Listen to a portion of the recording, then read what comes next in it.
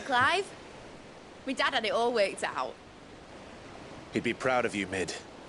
His writings may have helped, but this achievement is all yours. Can we catch them? The Ainayar's one of the largest, fastest vessels ever built. And it won't help she has the wind at her back. Any other ship would be hard-pressed to keep pace with her, let alone reel her in. But this isn't any other ship. This is the Enterprise! And the world's never seen anything like my dad's engine. It certainly hasn't.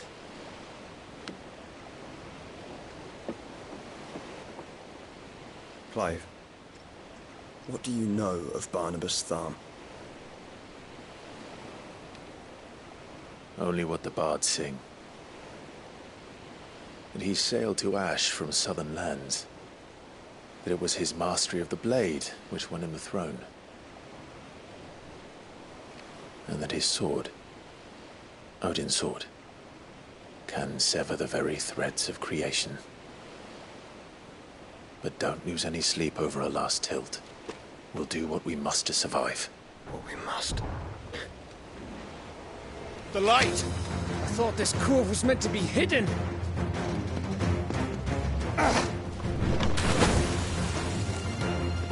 Mid! Company! Eh? We'll hold them off until the ship is ready. But hurry! Bollocks! All hands! Man your stations!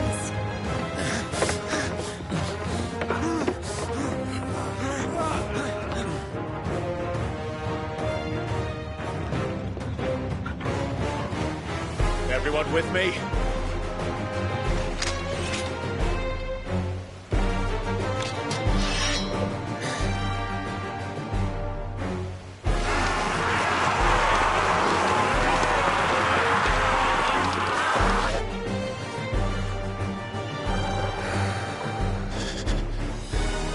Here they come!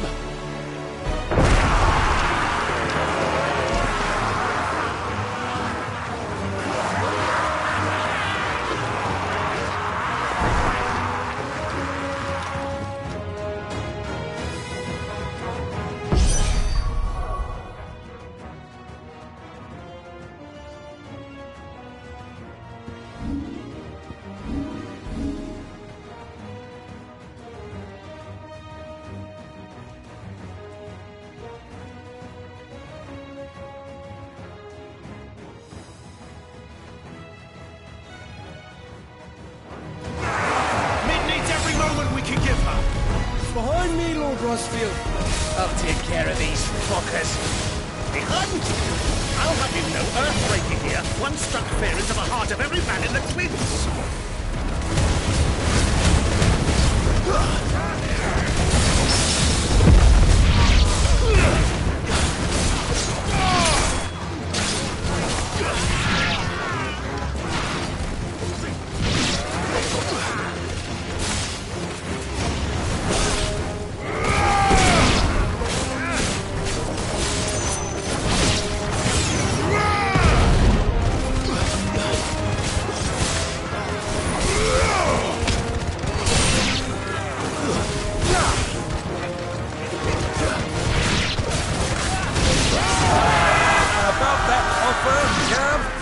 How are we doing, Mid?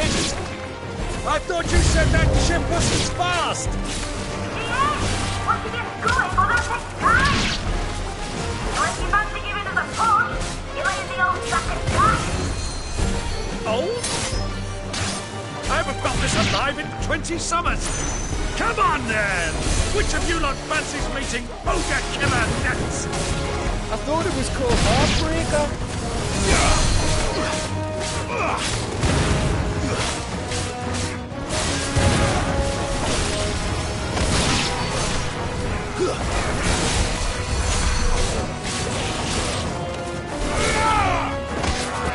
It's over.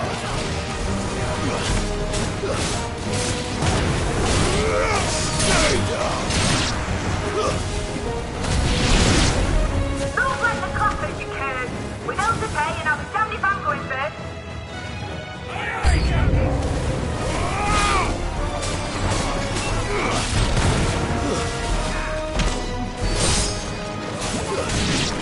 Ugh!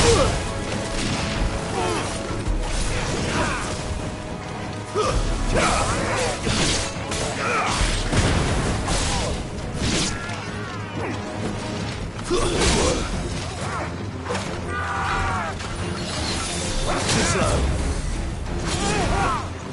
It's over.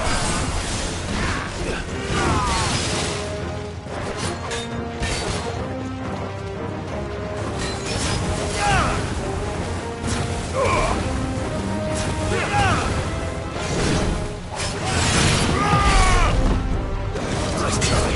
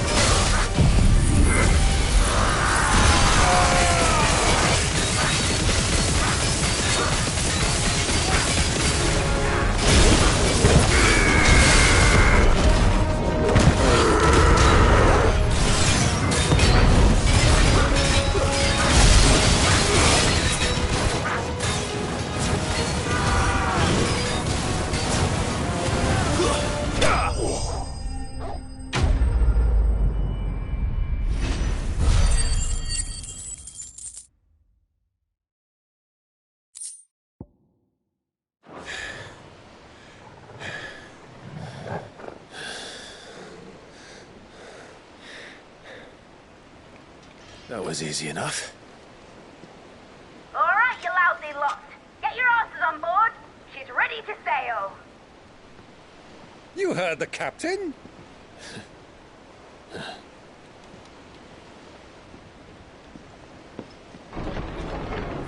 Clive?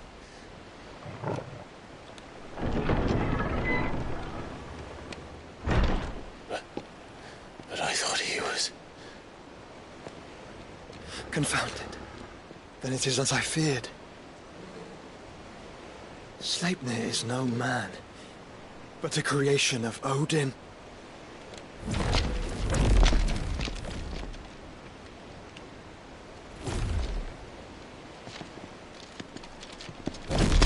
Phoenix's fiery fundament. Have you no normal enemies?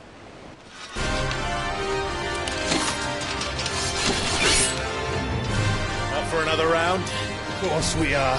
Right, Lord Rosfield? My boy, there was a time people called me the Executioner. Or was it my axe? No matter, heads will roll all the same. Mate! New plan! You leave! We follow! Follow? Swimming, are you? Oh, bugger me! Weigh anchor!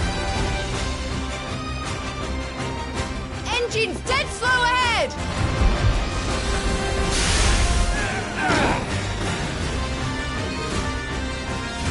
Have care, my friends. 'Tis not blood that runs through an Odin's veins.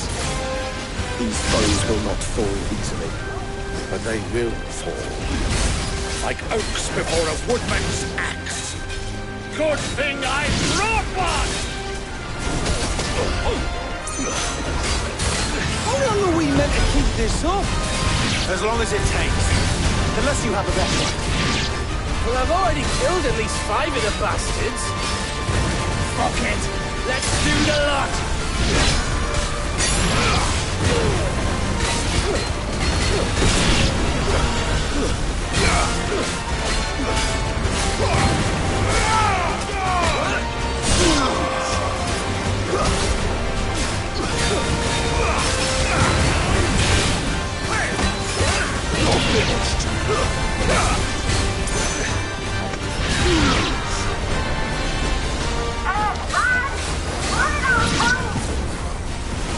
Should we make for the ship? Not yet. Wait for my signal.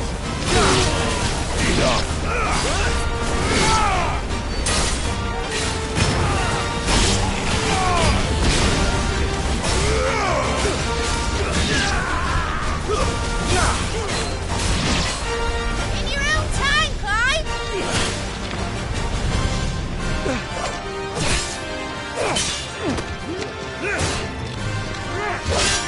Right, run for it!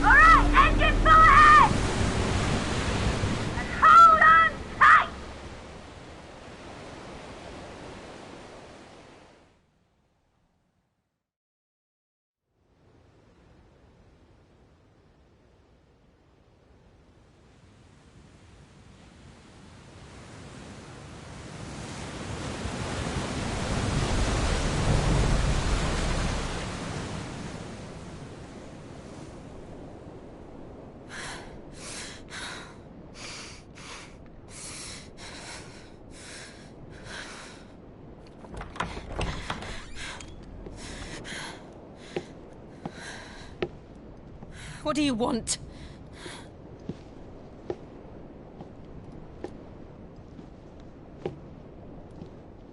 That's quite a mess you've made. And wholly unnecessary. You are my offering to Mythos. I would not see you damaged.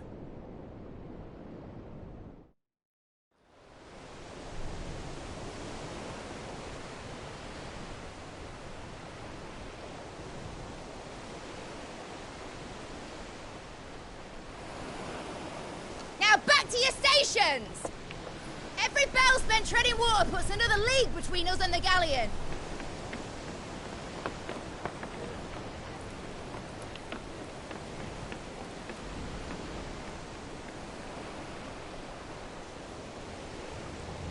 I don't suppose Mid has a spare engine? Since you rose from the grave, my fortunes have plummeted. Are you absolutely certain of this quest of yours, Clive? The foes you face are as terrible as they are numerous. Aye. And they'd have us live and die on their terms, which should answer your question. Ah! You have that same stubborn look as your father did when he set his mind to something. On the battlefield, I am but a single axe. A deadly one, mind, but a single one nonetheless. Yet what you require is 1,000, and I believe my old friend in Brandalar can provide them.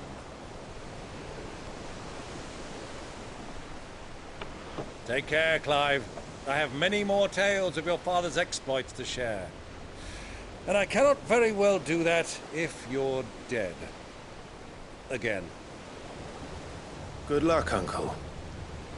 And may fair winds attend you. As for you, Joshua, take care. I shall do my best, Uncle. Farewell, my nephews. When next you see me, it shall be with an army at my back.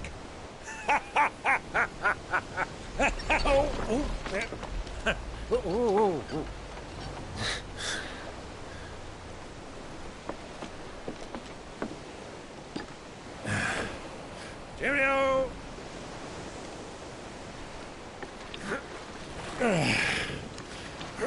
Oh, yeah. Do keep up, my boy.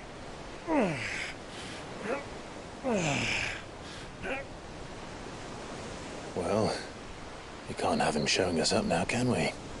We would never hear the end of it.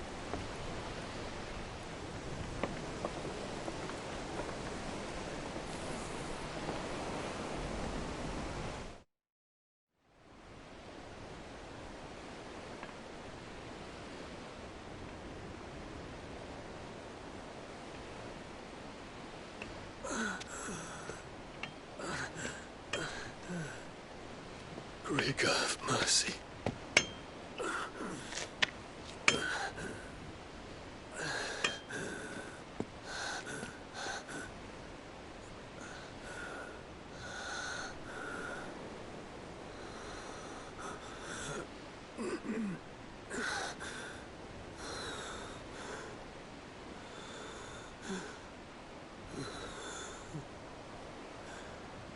All this.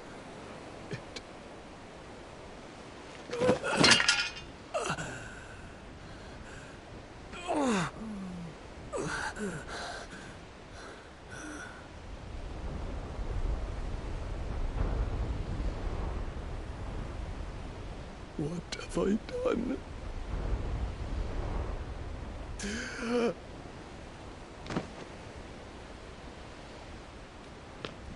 My lord.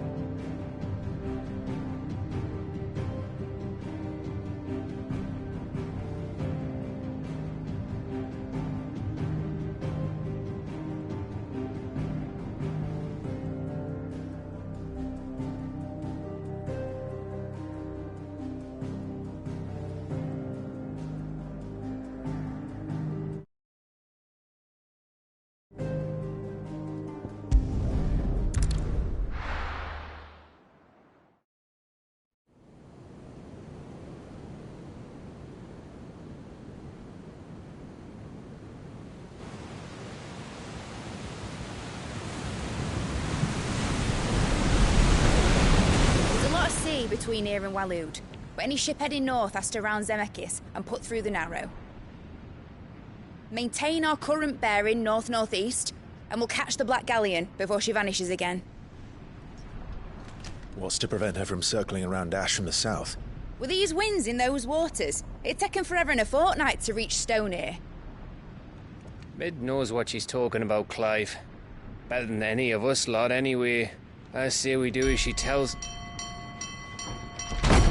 Sails on the horizon. She's ours.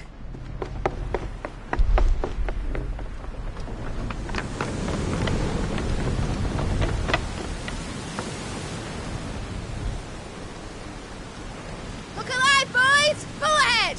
And keep those furnaces fed! Do you feel that? Jill.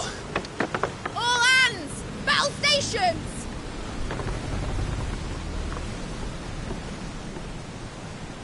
Let's see what this girl can do.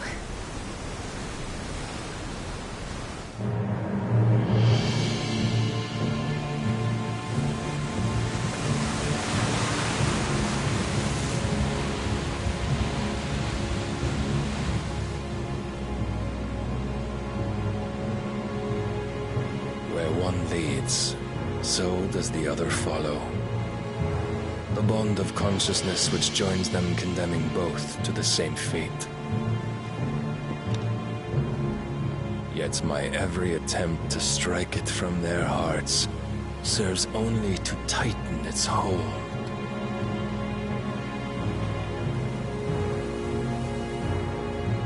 Fascinating.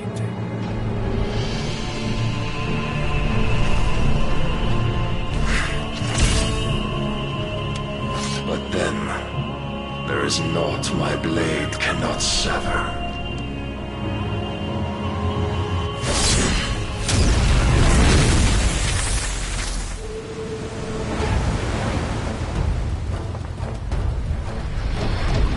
Great Grigor's gas!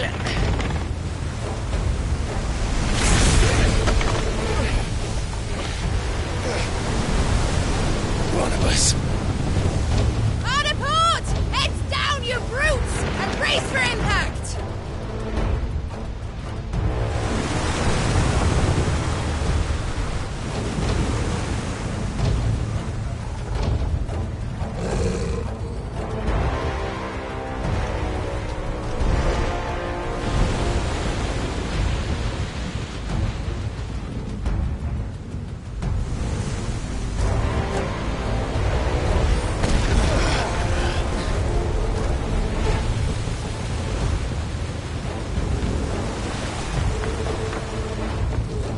It's now or never. I'll find her.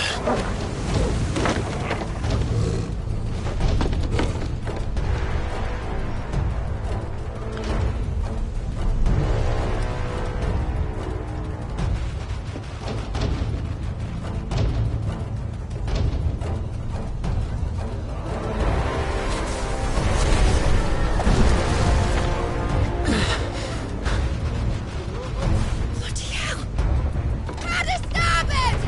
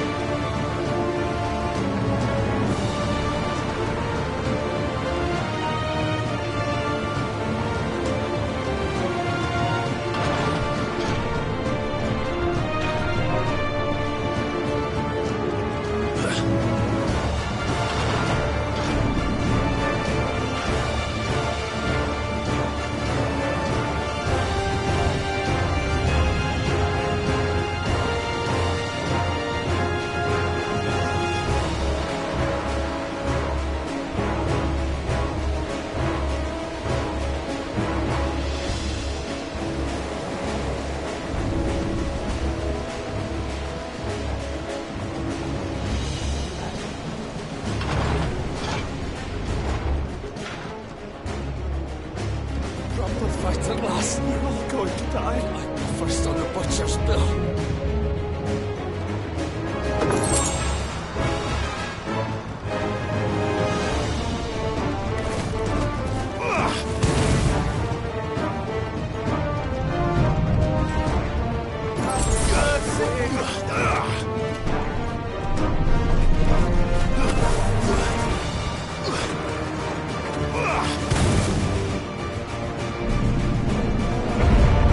I need to hurry.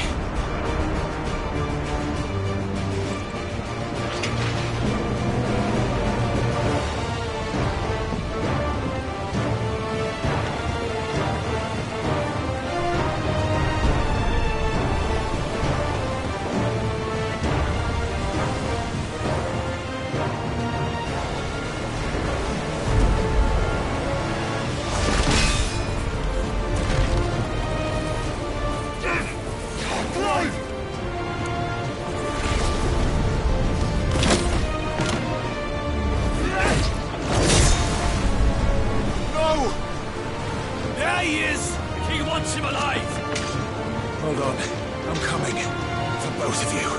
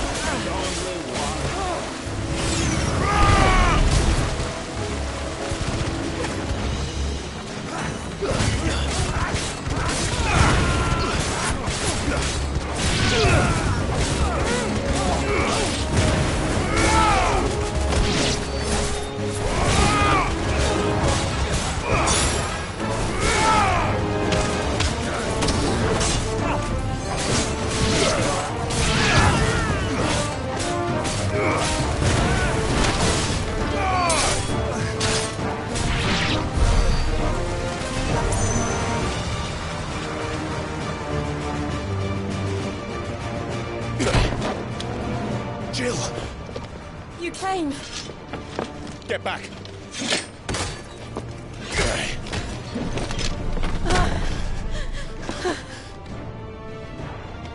Clive, how did you... I'll explain later. Hands.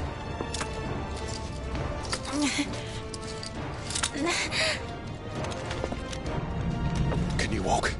Out of here I can.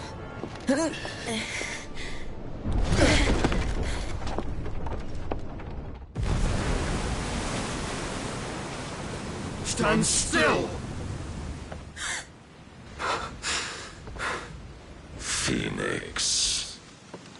Are you not the dominant of fire? I see naught before me but a guttering flame.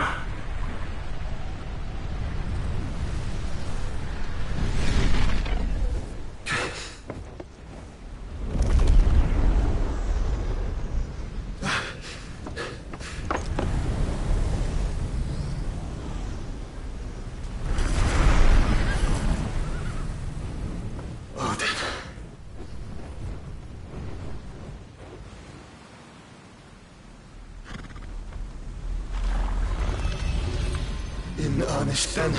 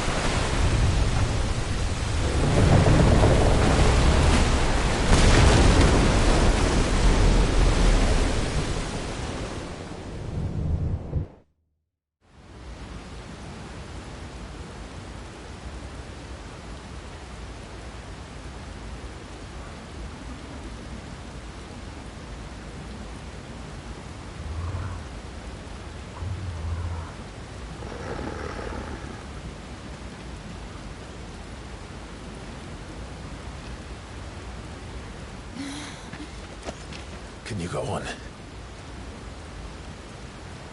I think so.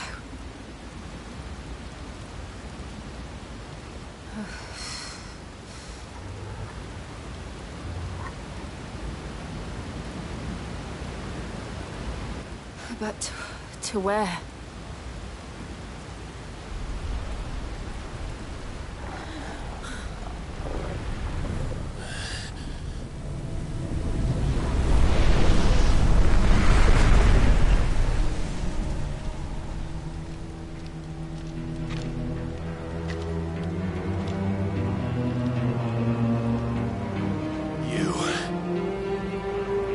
What did you do to Joshua?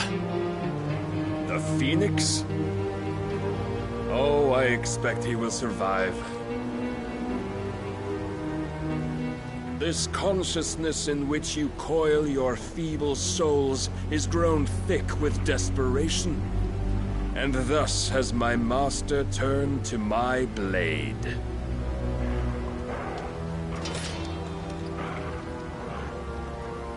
The world will soon be painted in black. And all that live shall gather in death's autumn wake. Not if we remove the cause of this misery. Not if we destroy the last of the Mother Crystals and restore balance to the world. Come. Do you truly think it's so simple?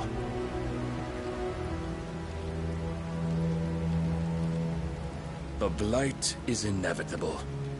Not even the Almighty might stop its endless march. Your efforts will avail us naught. Naught, that is, but suffering. You must embrace the truth, Mythos. Accept your place with the Lord. Keep it. As long as there's a chance, there's a choice. Ever led astray by your blind resolve.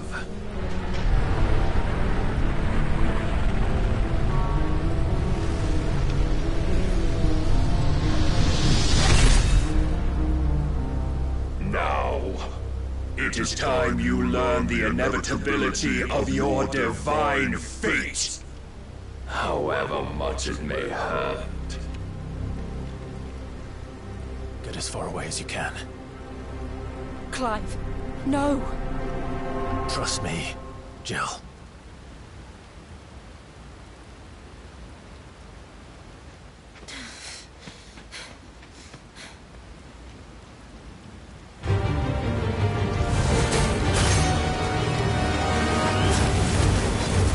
We don't have to do this. Oh, but we do. If only to remind you of your duty. Defend yourself!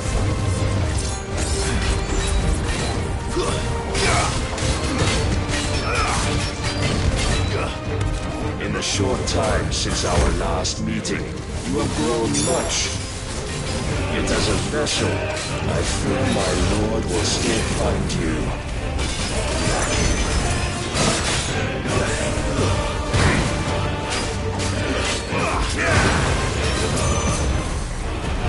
Raise your guard! All this fire and fury, and for what? Stopping the blight. A foolish notion fed to you by a foolish man. How dare you? You know naught of this world nor of our place in it. If our fates were so easily rewritten, we would all be gods.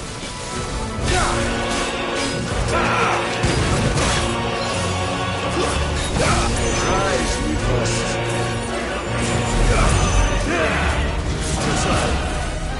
Are you ready?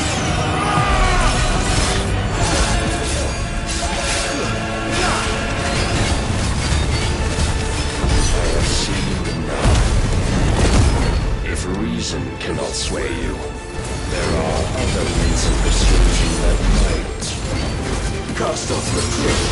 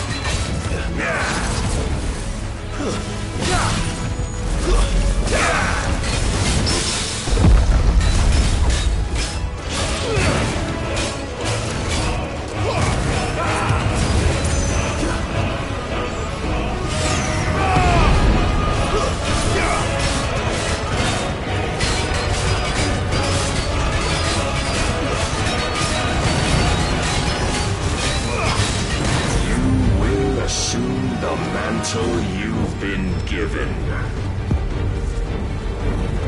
And thus is the light of hope severed.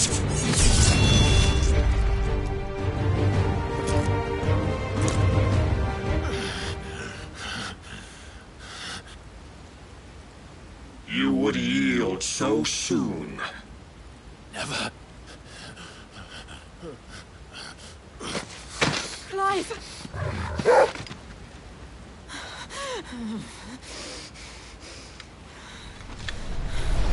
Do you not see? Your iron will weighs you down, dragging you ever further from your purpose. And what is my purpose? Mythos. Who are we? What are the dominants? The breath of the Creator still warm on our lips. We carry his light that we might guide the masses in his name. We are but mighty acts of God. We are more than that. You would be nothing without what he has granted you. The power we wield is his, and yet every time we draw upon it, it wears away at our very being. It breaks us. It unmakes us, that its immaculate aspect might reveal itself. The icon. It is too much for even his chosen few. Apart from you, Mythos. You wield the might of many, yet your body does not answer for its avarice. What are you saying? What I am saying is that we dominants are a means to an end. We were created for you, that you might drink deep of our strength and thereby fulfill your divine purpose. Which is? To feed. As you would know, could you only look beyond the walls of your prison of self-regard. As long as you choose to ignore this, you shall never penetrate my defenses. Still, you may take solace in the fact that you are not alone in your plight. The chains of volition shackle all of mankind, but there is yet cause to rejoice. For the Lord, in his mercy, has taken pity on his flawed creations, and shall see them restored to their proper forms. And what exactly would that be? Why, loyal servants to God. No. Manners, Lord Rossfield? They are men, like you and me. Albeit ones unburdened by the wills that drive our kind to madness. They are pure. They are divine. You mean to turn everyone Akashic? Not turn, Mythos.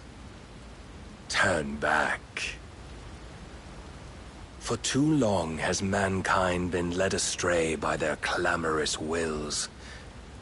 It is time they return to a world of quiet equality, where they might once more know salvation. Salvation! And abandon everything we hold dear! We don't need your salvation. We'll save ourselves, and we'll do it on our own terms. Not yours. And not your gods! With every defiant expression of your will, the tighter the chains of consciousness become. But perhaps that fact may be put to use.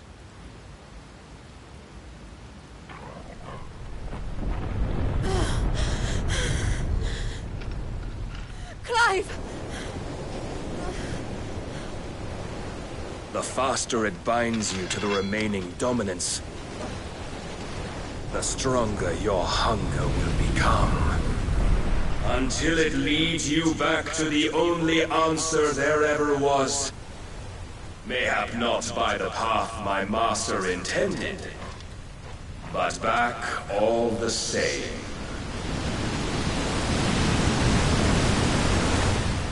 Ash is not far. I could freeze a path. You're in no fit state. Probably not, but I can try.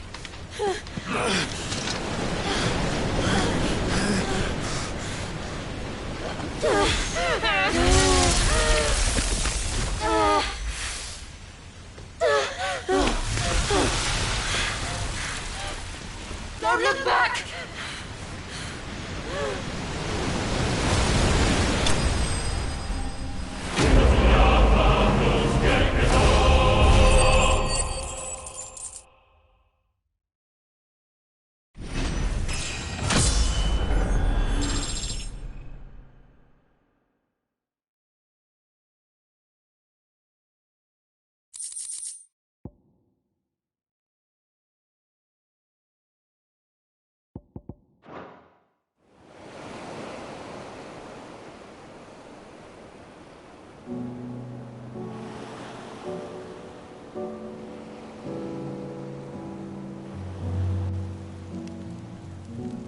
hope the others are safe. The Enterprise was clear of the gap when we fell. They made it, Jill. And they will have seen the ice where it led. We need only wait till dawn.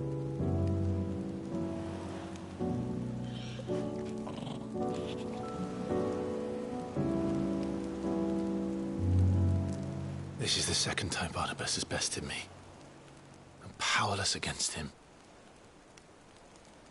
Then maybe there really is nothing else for it but to give yourself to his master.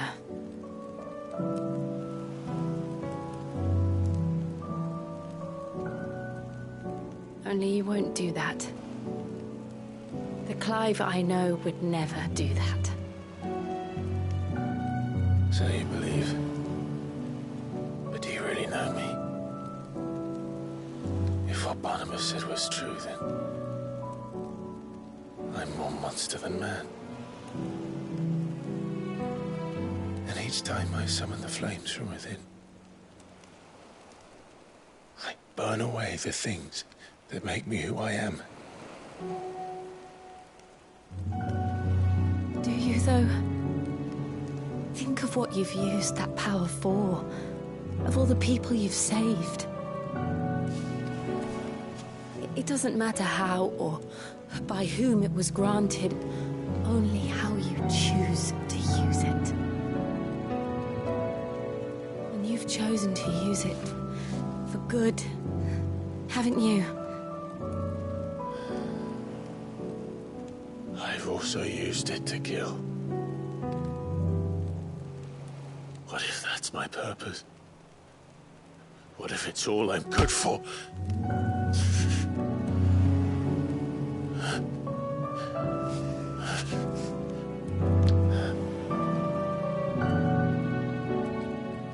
You're still that same boy I grew up with. Always so eager to save everyone around you, and yet always so alone. Because you failed to realize the one thing that needed saving most of all. You, Clive. You. You never once took the time to save yourself.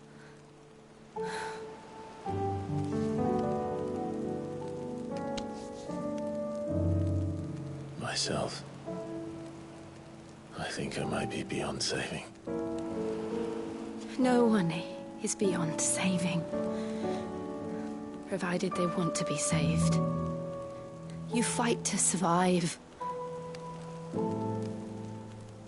And you survive so that you may protect those you love. It's what you do. What you've always done.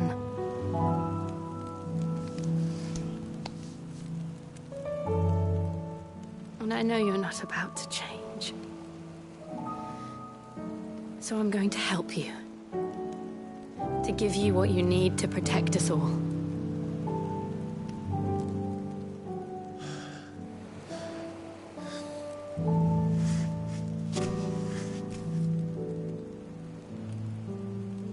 Jill. Are you sure?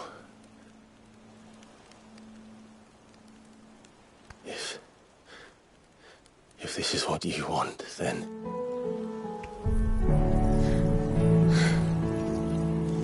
Don't worry, Clive. It is.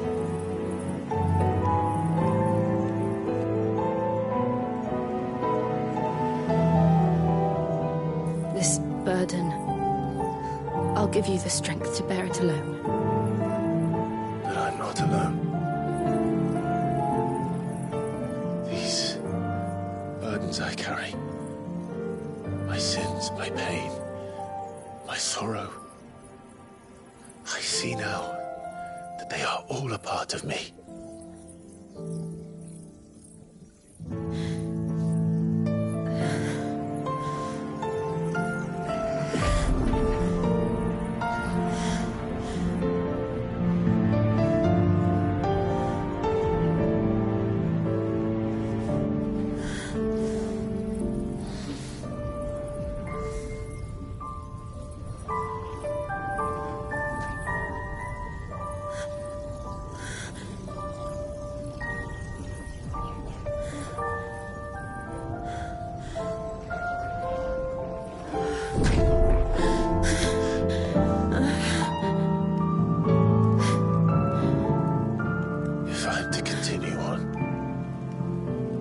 and pledge my life to those I love,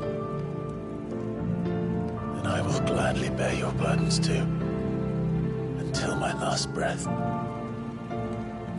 Clive.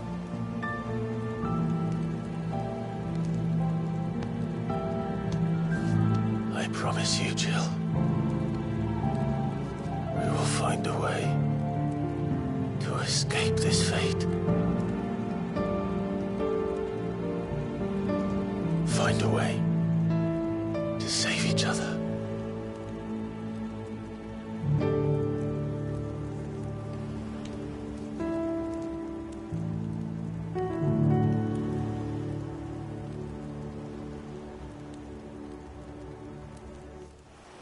That we might one day look upon the moon again, together.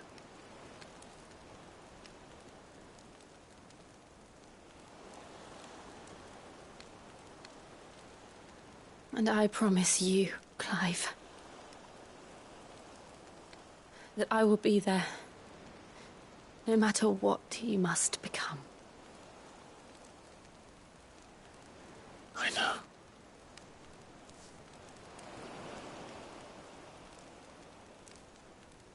I never thought a smile could bring me so much joy.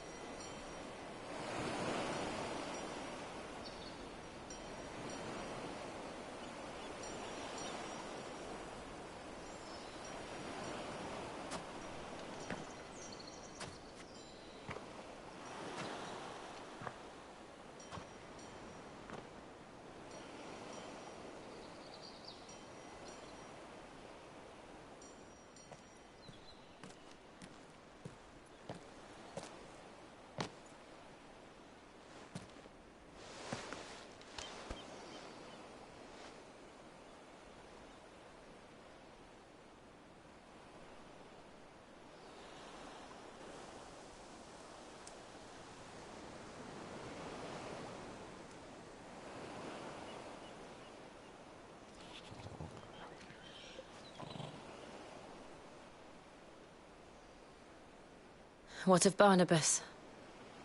Do we pursue him? No. Our paths will cross again soon enough. Whether we like it or not. Besides, there is something we must do first.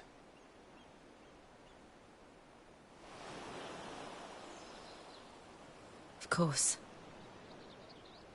Drake's spine. The last Mother Crystal. The Einherjar is at the bottom of the sea. Waloed won't dare move on Storm without her.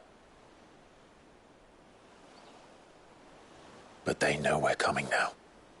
We'll need a plan. And a damn good one at that. Then let's go home and find one. Ash will have to wait.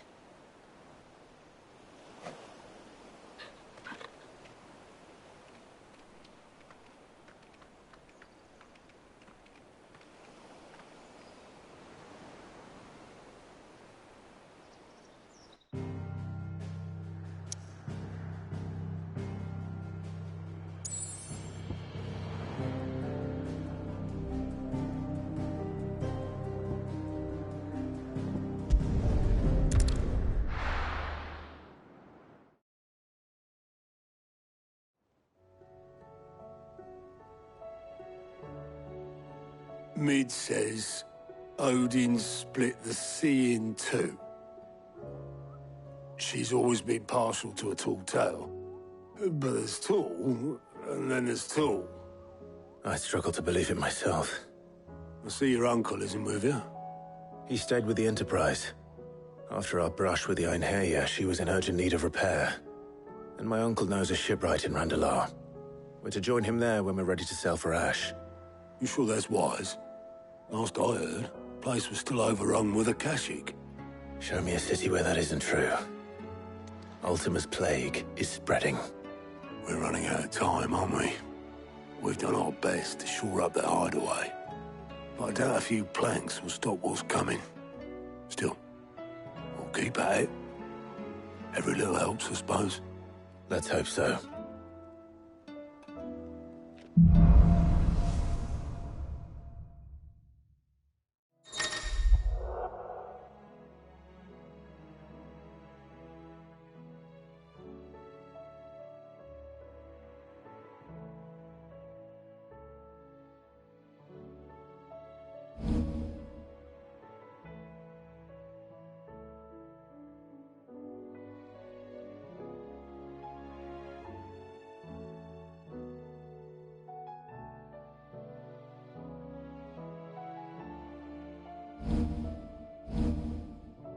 We should visit Joshua, assuming Talia will allow it.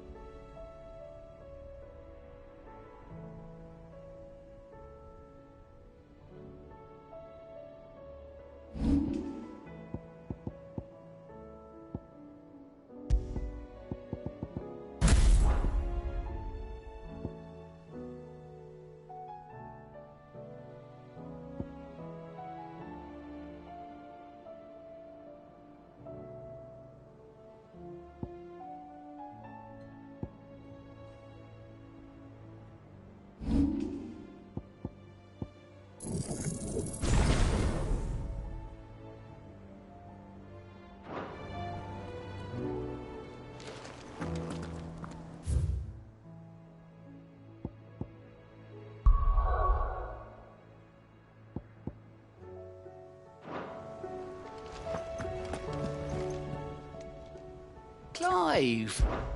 Here you go.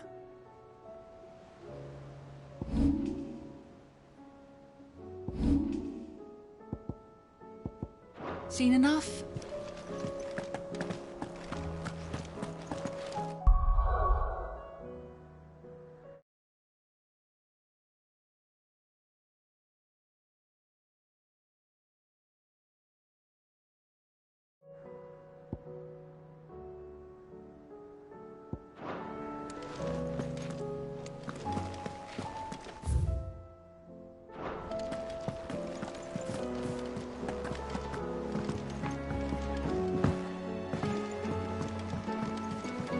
Covered in nicks and lumps, the lot of them.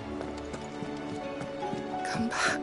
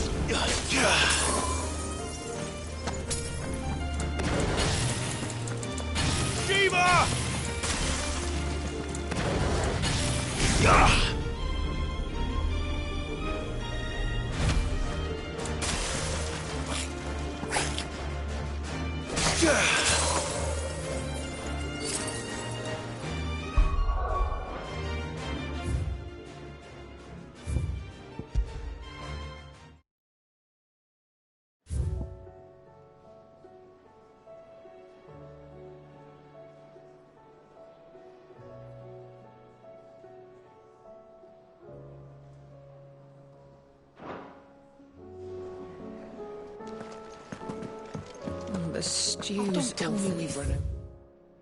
Pepio nuts and all. Oh, what do you expect?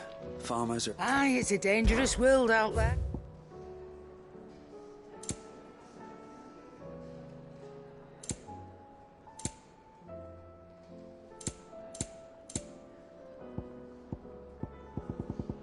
Is that all? So what do I owe the honour? Not saying Fornian, do you? Not bad, if I do say so myself.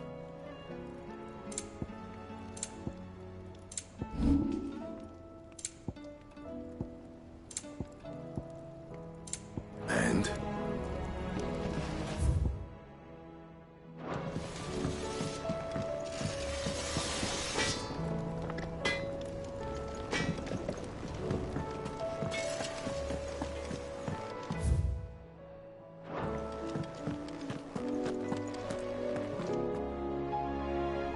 My Lord Marquis, I heard about Eastpool.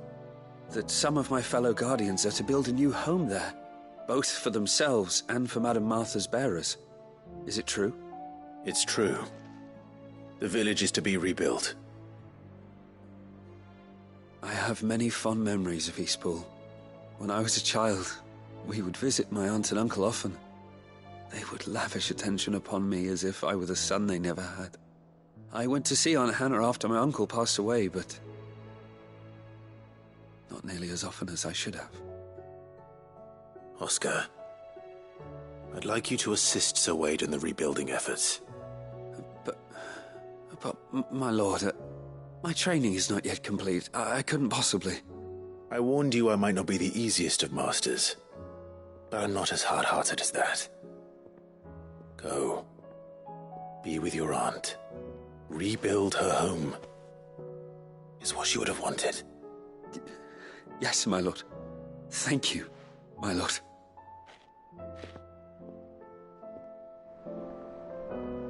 I will not forget this kindness, my lord.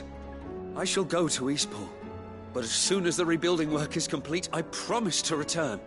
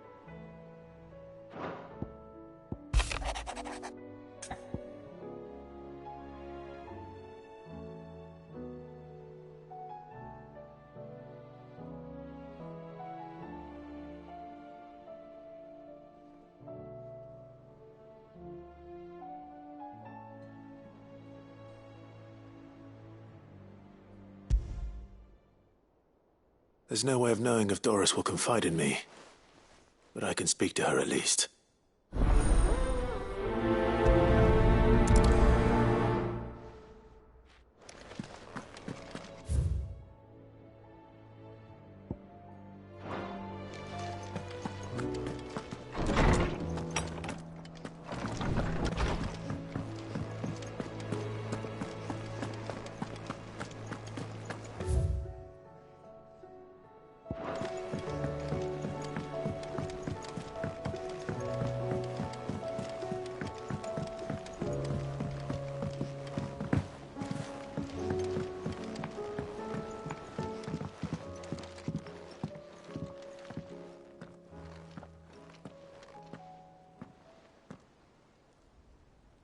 Where are you?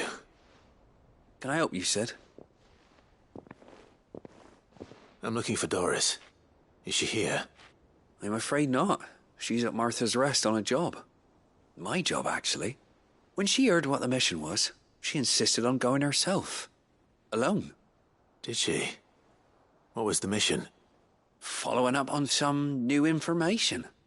Once they'd settled in, the bearers you helped liberate in the Dragon's Eyrie were keen to talk about their imprisonment. And about their captor. The slaver Cole's team were tracking when they were attacked by the Beastmen. I'll go and find her. She's at Martha's Rest, you say? If she's not moved on already, yes. I hope everything's all right. Why would Doris insist on going alone? Maybe Cole was right to be worried. How do you split? What will it be today? Allow me to educate you.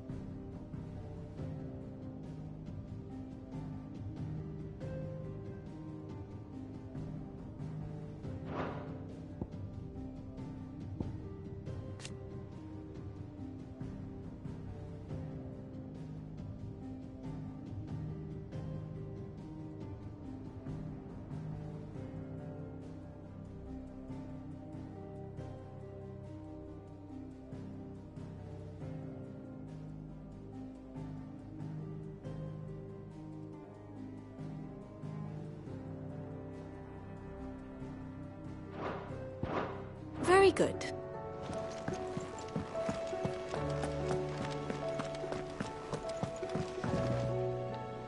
Heard the bad news then, did you?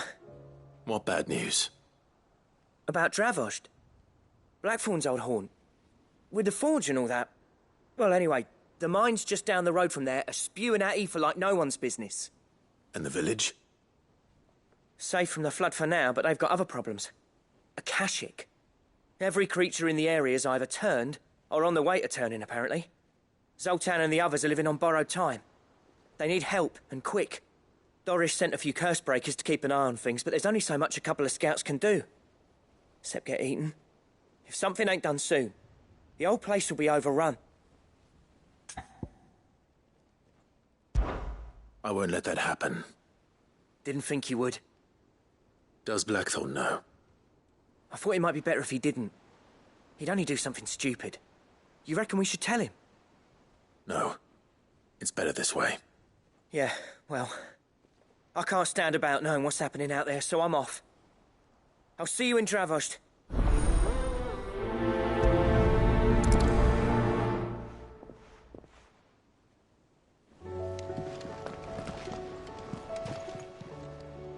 Oh, I wasn't expecting you back.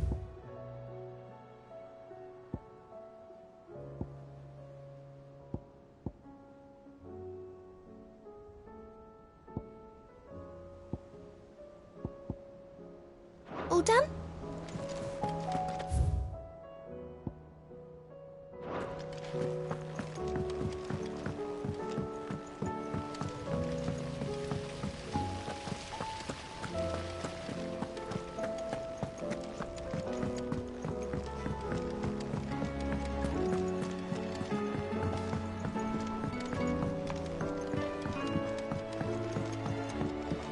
How was she?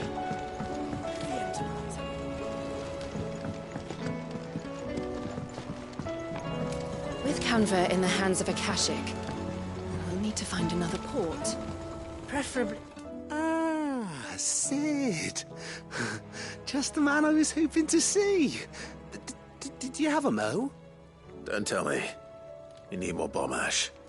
Oh no, we still got plenty of that left. I'm working on bringing another one of the Chief's designs to life. This time, it's a new smelter. It's got a reverberatory hood over the top for additional thermo amplification and a system of reciprocal recirculatory regenerators that let's just say it gets very blimmin' hot. A heck of a lot hotter than anything Blackthorn's got in his forge, that's for certain. Only mithril engines get hotter, and you can't chuck ore in one of them and get metal out the other end. Trouble is, we won't be able to make out of any old rubbish, neither. We need the good stuff. And I hear you once helped Helena get her hands on exactly that. Any chance you could help me too? If it's for the good of the hideaway, I'd be happy to. Oh, it is. I promise you.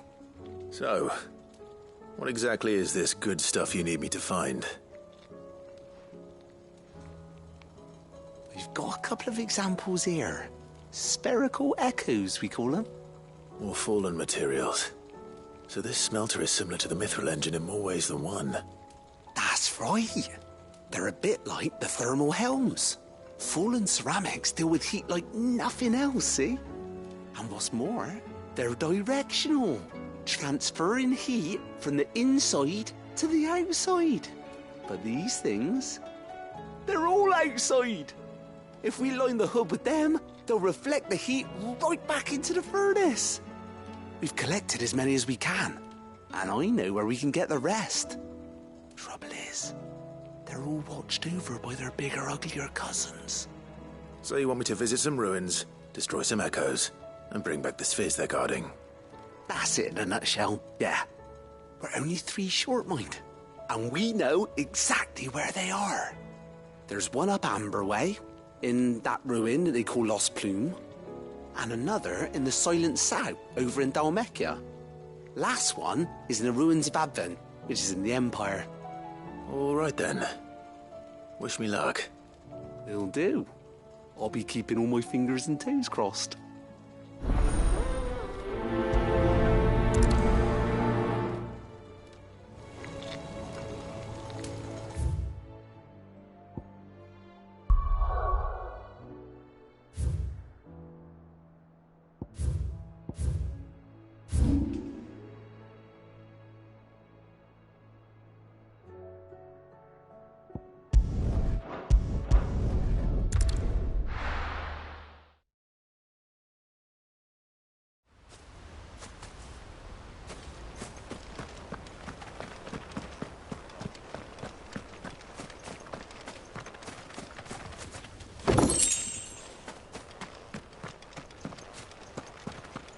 So this is our new home, is it? First things first, we'll need to get a few of these roofs seen to. Wouldn't want to be caught in a storm without any shelter. This was the Murdoch residence. We'll see your home restored, Lord Commander.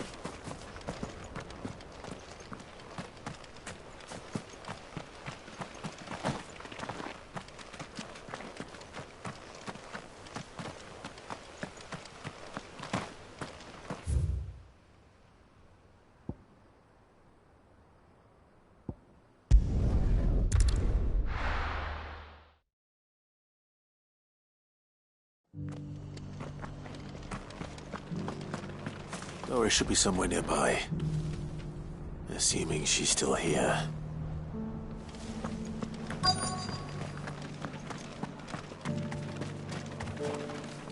What are you after?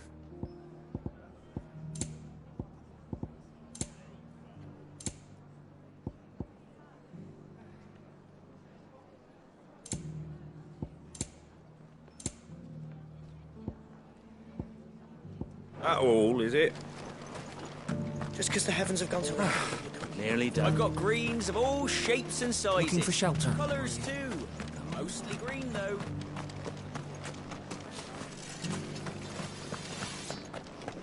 Want to know how to tell if the world's going to rack and ruin?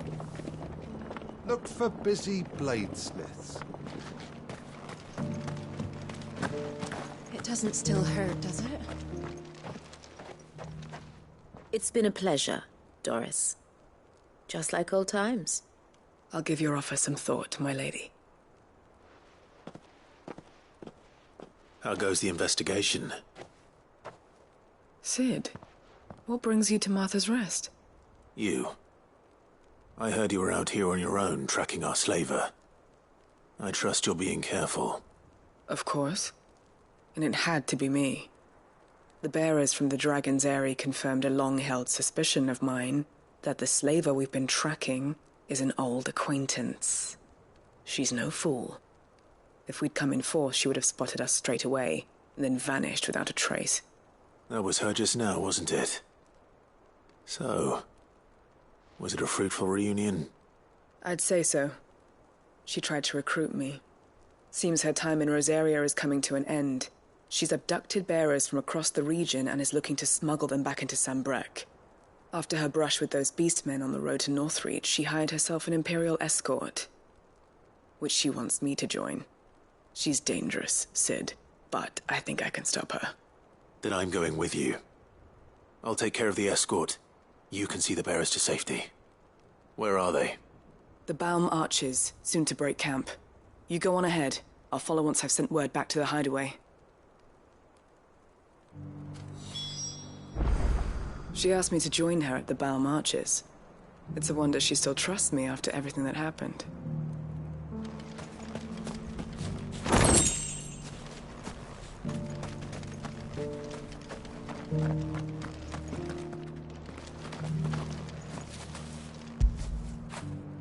That feel good, boy.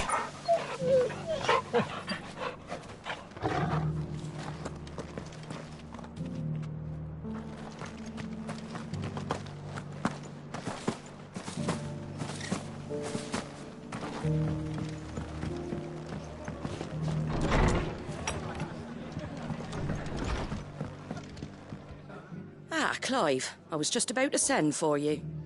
I'd like you to take something to Sir Wade up in Eastpool. Seeds for planting. Thought it was about time they started growing their own food. I'll keep providing them with whatever they need in the meantime, of course. But if Eastpool's going to survive, it's got to be able to fend for itself.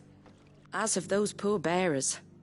They've lived their whole lives in servitude, but now they're their own masters. Small wonder they ain't got the foggiest how to provide for themselves. So it's up to us to teach them. And if you're wondering why you, well, the Wagoneers taking supplies up that way have been coming back with more and more reports of Akashic around the village of late. Sir Wade's putting a brave face on it, but I think even he's starting to worry. And if he's likely to share those concerns with anyone, it's you. All right. Thanks. Wouldn't ask if I didn't have to. There. That should be enough to keep them in Gazal Greens for a few years at least. Gazal Greens? Not the most mouth-watering crop, I'll admit. But they're hardy, they grow fast, and they fill a hole. Better that than something that'll wither away at first frost. And chocobos love 'em too, which is no small thing. When I say all of us need to pull together to get Eastpool back on its feet, I mean all of us. They ain't exactly succulent, but cook 'em right and they're just about bearable. I'll take your word for it. Anyway, Sir Wade'll know what to do with them. And if he don't, well, I'll go up there and show him myself. I'm sure you will.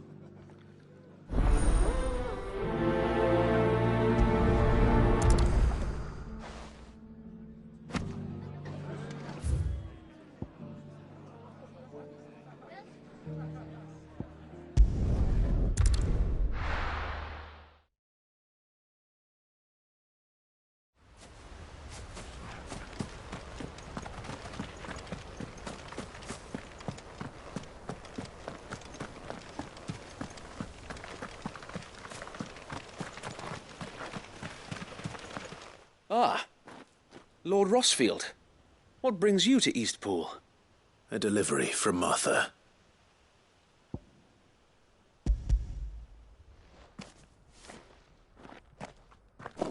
These are Gazal green seeds. Martha's keen to cut the apron strings, then, is she? I jest, of course. You see, I had thought we might be able to revive the old wheat fields, but they'd long since gone to seed. Only without the seeds. Martha was hoping he might be able to show the bearers how to plant and tend these, so that they'll be able to fend for themselves. That's not a bad idea. These bearers had only recently escaped their bonds before we brought them here. They know little of freedom, of providing for themselves and their loved ones. Unless we teach them how to live like free men, I fear that all we have achieved in bringing them here is to exchange one master for another. Not that myself and the Guardians have been the best example to them so far, subsisting almost entirely on Martha's charity as we do. It's about time we all started to provide for ourselves, bearers and Guardians alike. Unfortunately, we've been a little too busy of late to focus on much besides bolstering our defenses.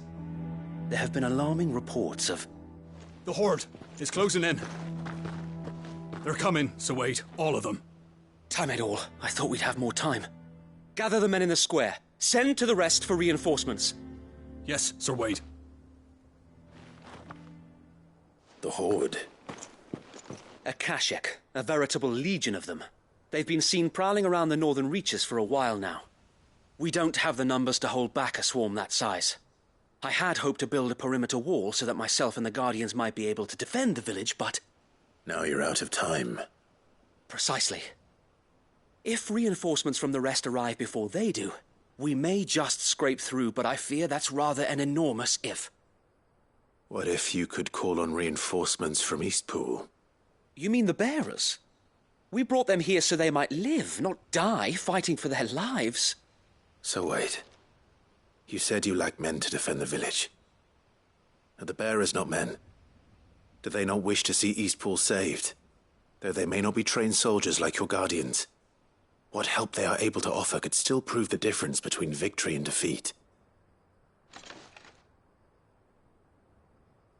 You're right, my lord. I will appeal to them.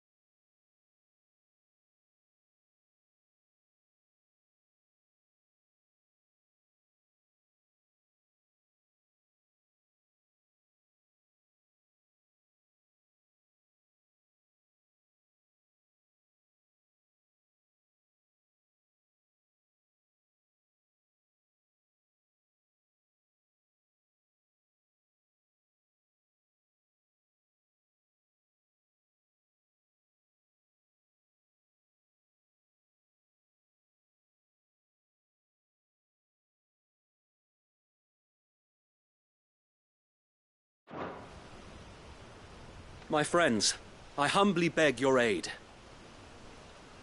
We Guardians are few and our enemies many. But I swear we can defeat them with you at our side. You would send us to the slaughter. To serve as bait for those fiends so that you and your men might be spared. And to think we trusted you. Say what you will. A home is not worth dying for. But it is worth fighting for. Sir Wade fights to give you lot a chance. Just like I do. Just like Sid does. We all wanted to give you a home where you could be free. And you got one, didn't you? This place, Eastpool. This is your village. Your home. And if you don't fight to protect what's yours, you'll lose it. You know I'm right. This world wants to take everything from you. Everything. Your homes, your freedom, your very lives. So then, are you going to stand by and let that happen to you? Are you going to accept fate like good little Bran did and die, having never stood up for yourselves? Or will you fight like free men and women?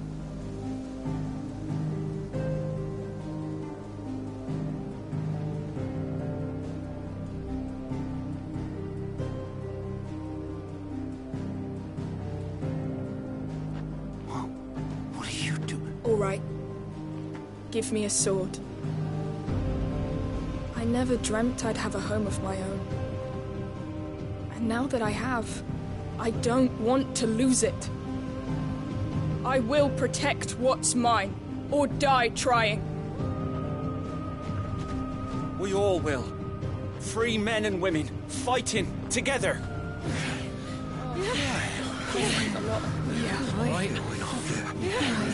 For Eastpool! For Eastpool!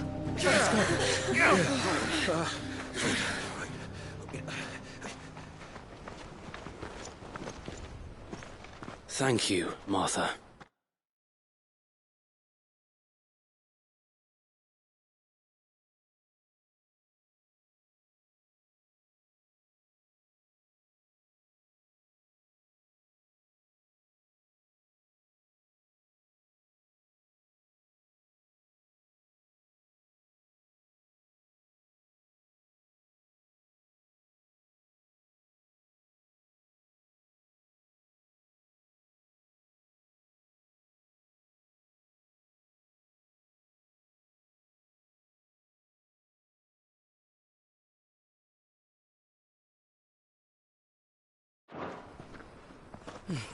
Don't mention it. Just promise me one thing. That you'll show them how freeborn fight. Gladly.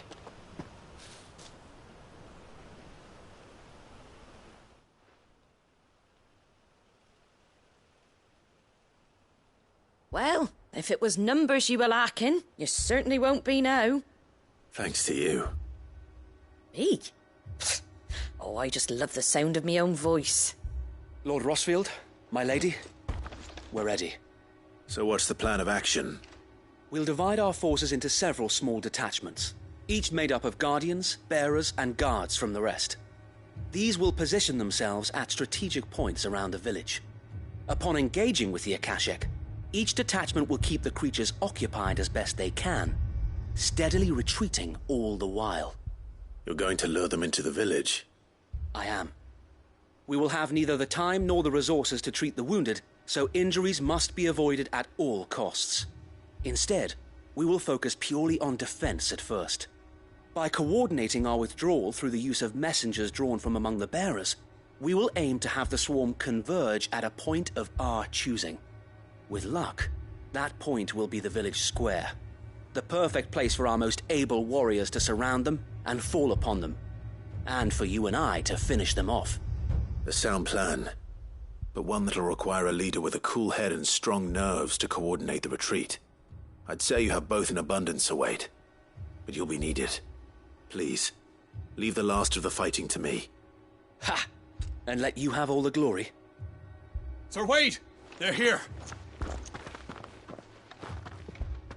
Then you know what you must do. We work together, everyone playing their part, each shielding the other that no man might fall, that Eastpool might live on. For Rosaria! For Rosaria! We've no time to argue, my lord. I'll do as you ask. And I will do as you ask. Suppose we'd better do our bit too, then, eh? Right you are, Martha.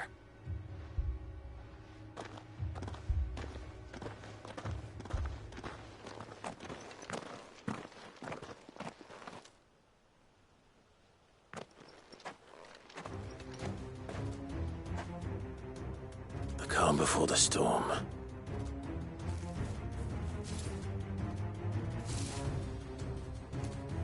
And here it comes. I will not let this village fall.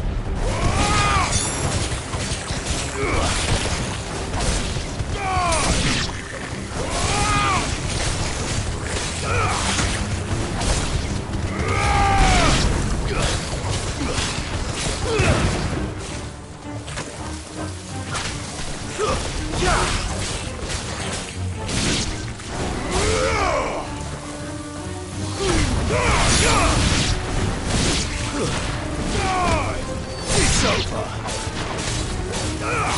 Farewell.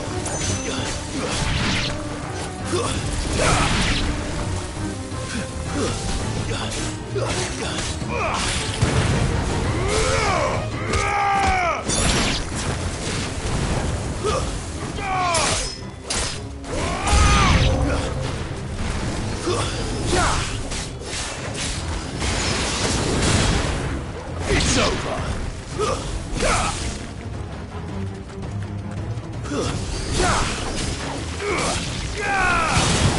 Farewell.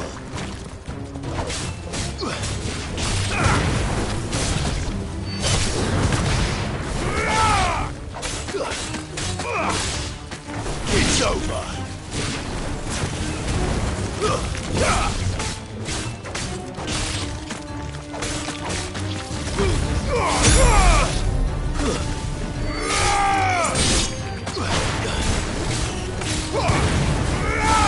Stay down.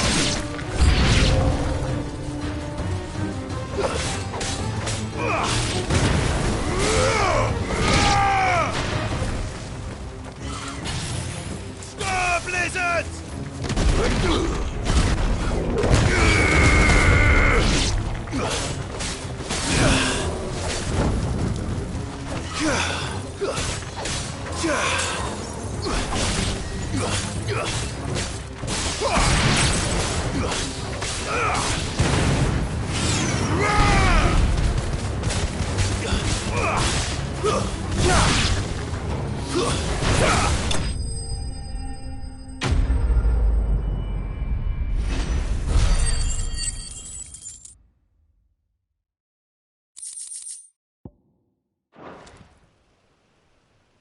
Looks like that's the last of them. Lord Rossfield! Change of plan! What is it? Owl from the rest. An Akashic curl's been sighted on Rhiannon's ride and is headed in their direction. Well, the better half of her guard is here. So Wade, how many Akashic remain in Eastpool? Hard to say. My men are still facing some resistance, but I think the worst is behind us. I could order a detachment or two to fall back and... No. Let them finish the job. You stay here too, Sir Wade. Your men need you. I'll go after the Curl. Join me only when Eastpool is won. If you're sure, my lord. May the Founder protect you.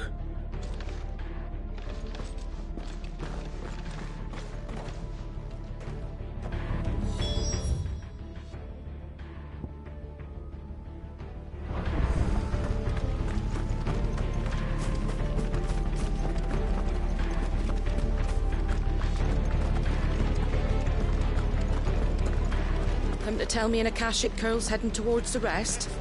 Get yourself...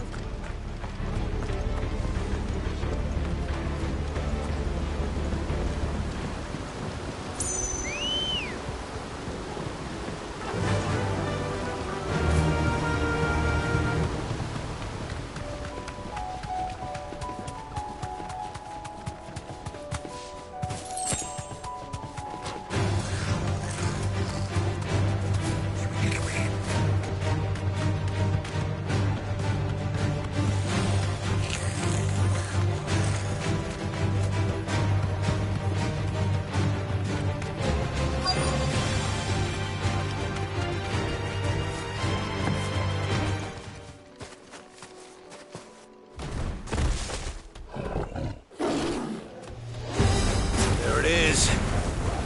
With me, Torgal.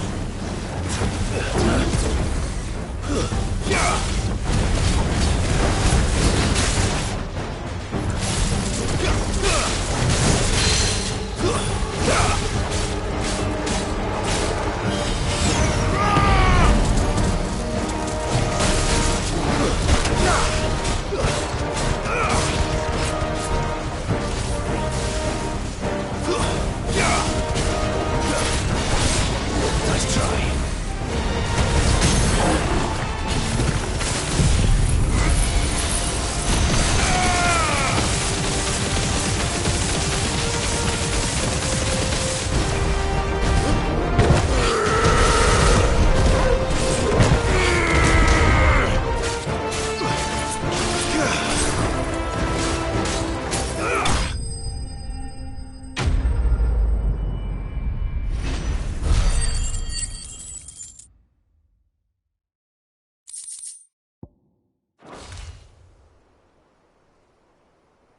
All right.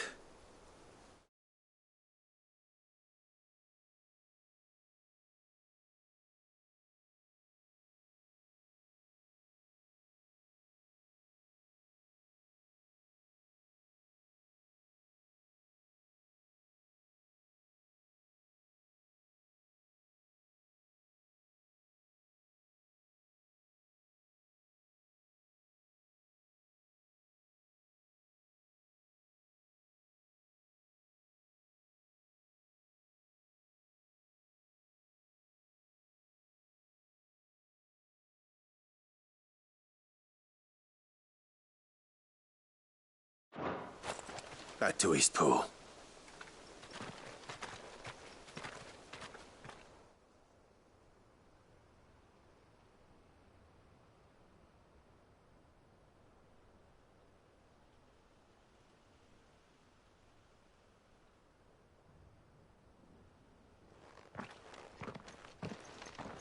Lord Rossfield, the Curl, is it?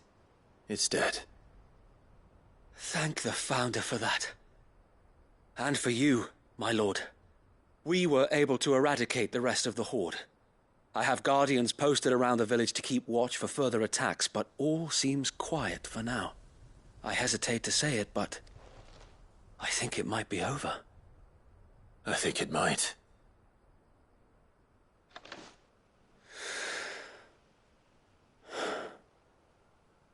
We did it. We saved Eastpool. Thank you, my friends.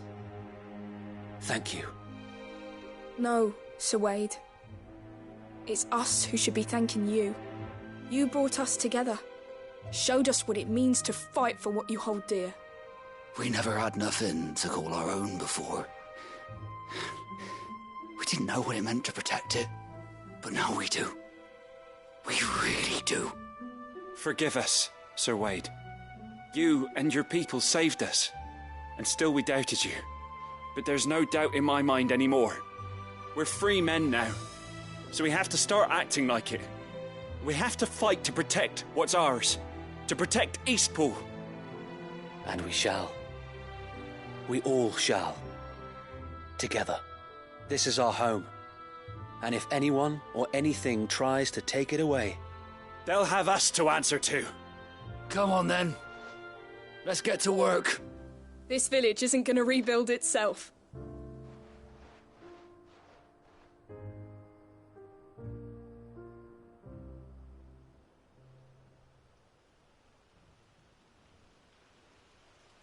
They're not slaves anymore. No. They're Rosarians. Your father took pity on the bearer's plight, and I believe if he were still with us today, this is what he would have wanted. I believe you might be right. I shall remain here, my lord, and do what I can to help rebuild the village. After all, this is my home now too, and I could hardly call myself an Eastpoolian if I didn't pull my weight. I think you'll find it's East Pudlian, Sir Wade. But you should be proud all the same. I'll have to pull my weight too. Can't have the rest getting outclassed. Speaking of which, I ought to be getting back. Can we continue to count on your support, Martha? Of course, and I'd be counting on yours too. Us Rosarians have got to stick together, haven't we? Indeed we have. And Clive, come by the Golden Stables when you get the chance. I ain't paid you for delivering them seeds yet. All right. I will.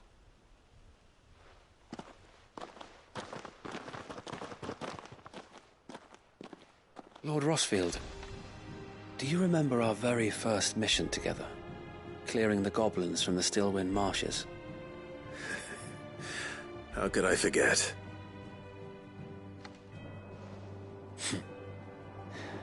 There's one sight that I shall never forget. You, facing off against that giant Morble. Not a trace of fear on your face. Since that day, there have been more than a few times when I felt like giving up.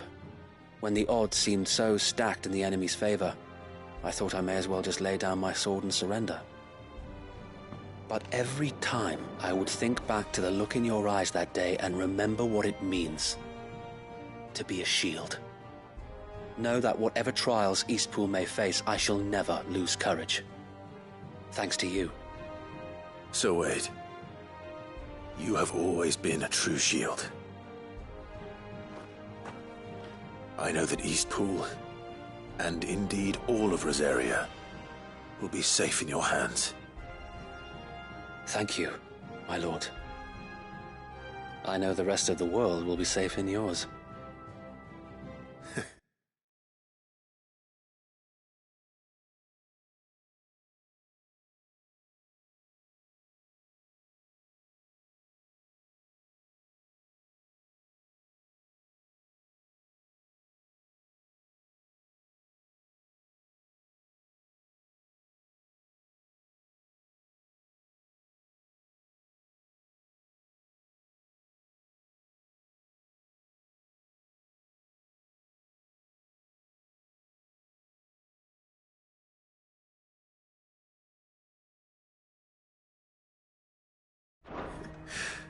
I'll do my best.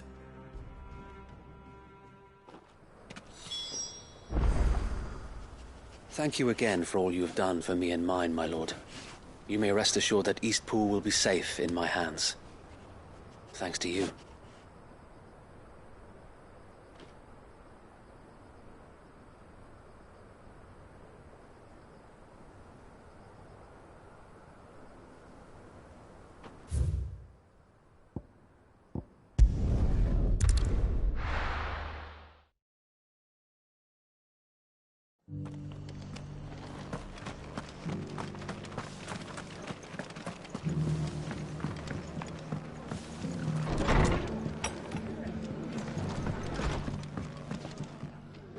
The hero returns. It's lucky you came by when you did, eh? Not only did my seeds get delivered, but you went and saved Eastpool and all. I just did what I could. And it's only right that you get rewarded for it. Take it before I change my mind. Thank you, Martha. So, Eastpool's finally back on its feet again. And a home to free bearers. Who'd have thought we'd see the day, eh? Well, it was your idea. I know that, but I never stopped to think what it would mean. Bearers in charge of themselves, thinking for themselves, working for themselves. Like your hideaway, but not even hidden away. Though I suppose the rest ain't much different nowadays. You know, bearers living free like that reminds me of when I first met Sid.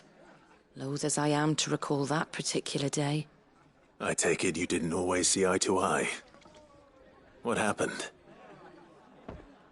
Well, if you really want to know, I started doing what I do long before I met Sid.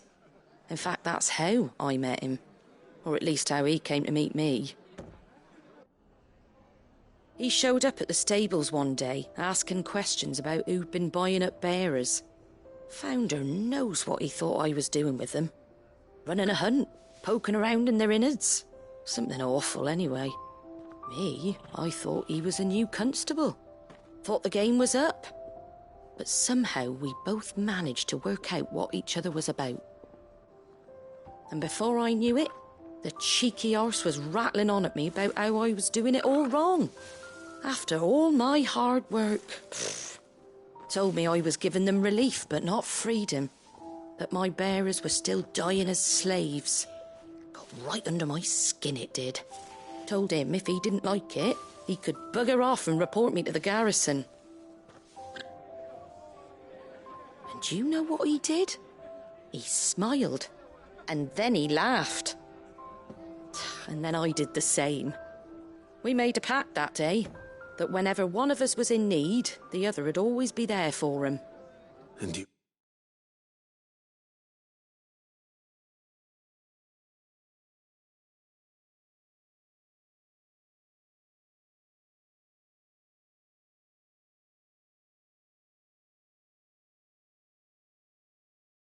were. Well, we both wanted the same thing. To make life better for bearers. Just like your dad. Do you know I was born right around the time Elwyn became Archduke? Growing up, I saw how he tried to change things. He certainly didn't lack for ambition, that one. Indeed.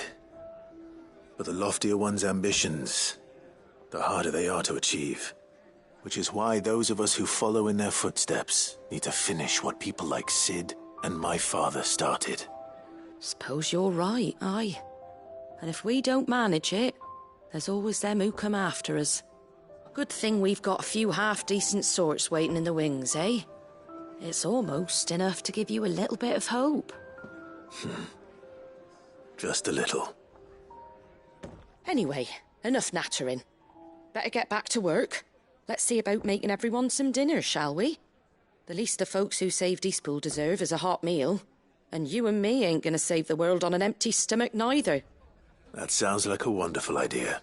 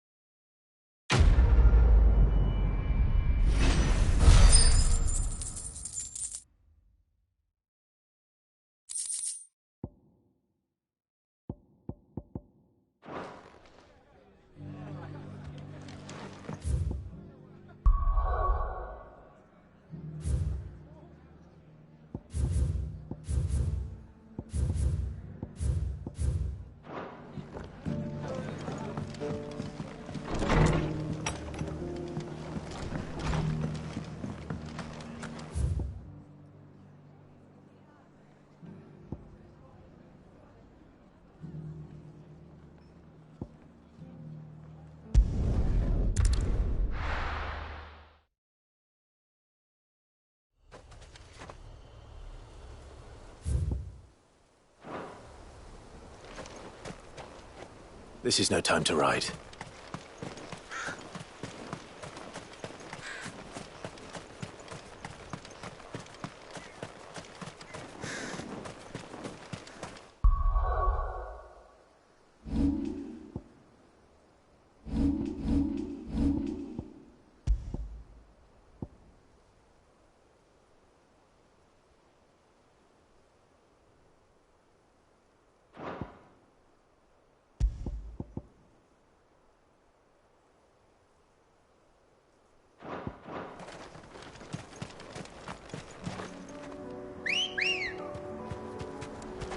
Ready, go?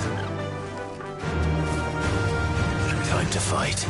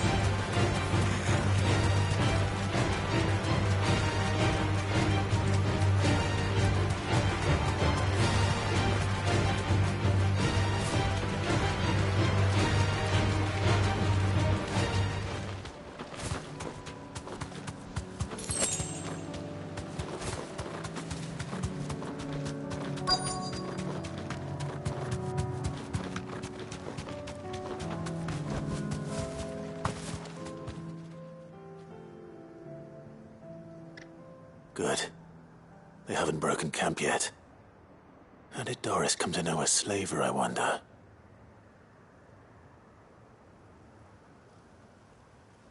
We've waited long enough. She's not coming. Ready the bearers. We're leaving. Back to civilization, is it, Mom? With all haste, lest any of you lackwits start talking like these feckless bumpkins. I presume your men are ready. We've suffered too many delays as it is. Any more, and I'll be docking your pay. Yes, Mom. Oh, but before you go, it appears we have company. Kill him. You're welcome to try.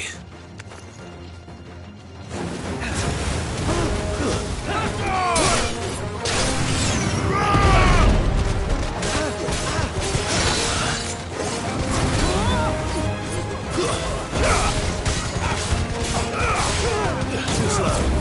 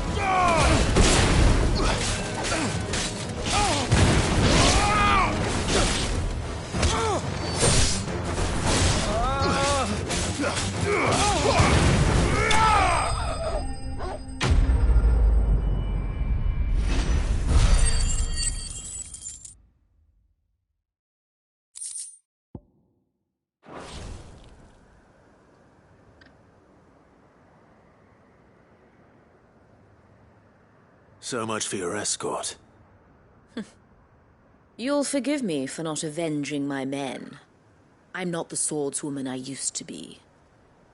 I surrender. Do with me as you wish, Sid the Outlaw. Sid! Ah, Doris. I take it you're not here to rescue me from our brooding renegade? You know, I always wondered where you'd vanished to.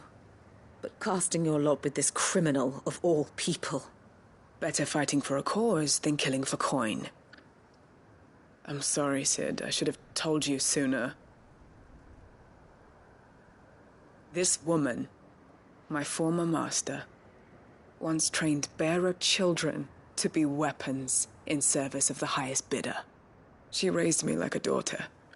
And I did terrible things to earn her favor. It wasn't all terrible, surely. We had our fun, too. You were always so eager to learn, and had such clever hands. All my other children took either to the blade or to the books. Always either or. But you proved yourself a master of both. That's why I kept you for my own. How about it, my little dagger? Care to swear that blade to me again? I never swore my blade to you, nor will I ever.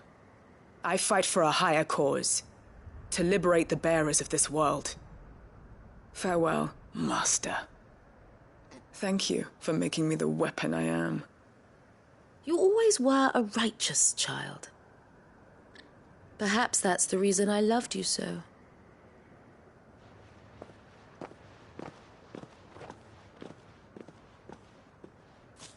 What do you want to do with her? I am not the killer she wanted me to be. Not anymore. And she no longer has friends in high places. The Dame does, though. Her connections at the Imperial Court will see that justice is done. All right. If you're certain. I am. And thank you for everything. Now, I better let these bearers know that they're safe.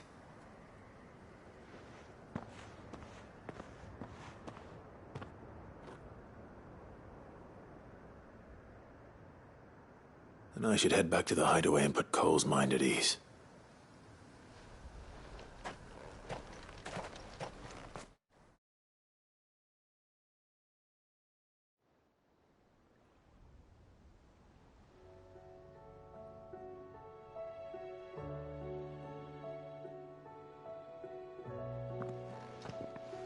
Welcome back, Sid. Doris's message just arrived. I hear you saved more bearers from being smuggled across the border. With any luck, they'll be joining us in the hideaway shortly. Oh, and your letter. You don't need to worry about Doris anymore. I'd been hoping as much. She mentioned one or two things in her report. So the slaver we'd been chasing all these months was her former master. Wish I'd known. She's been arrested, by the way, over in Sandbreak. Went quietly, or so we're told.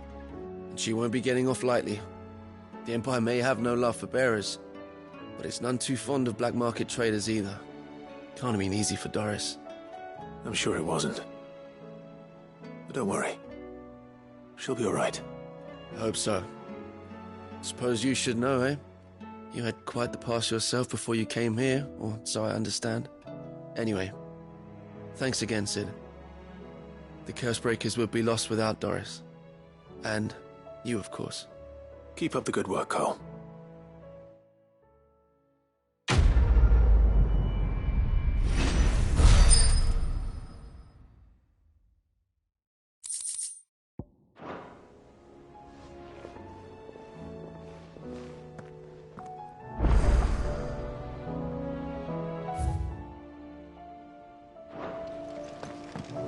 Come back.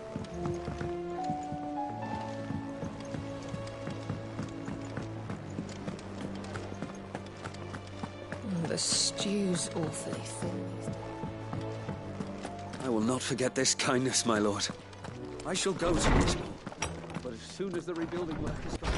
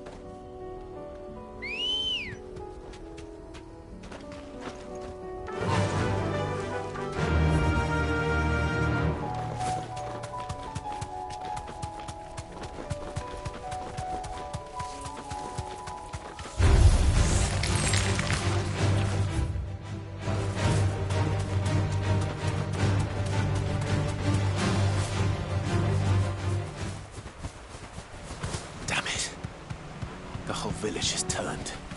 No need to ride from here.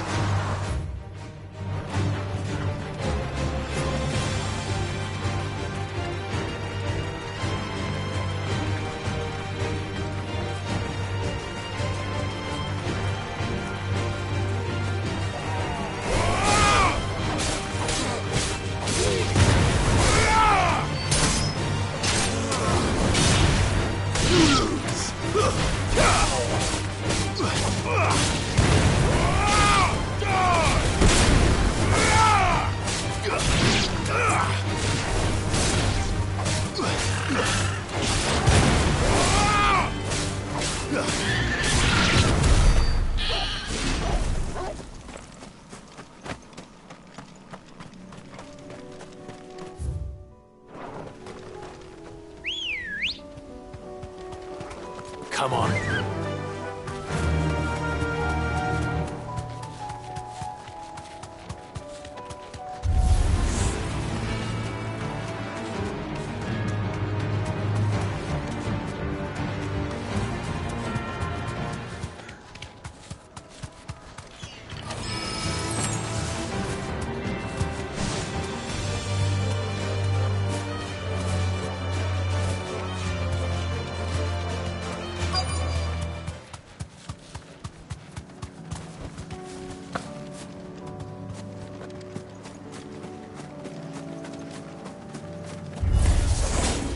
I'll need to deal with these ones first.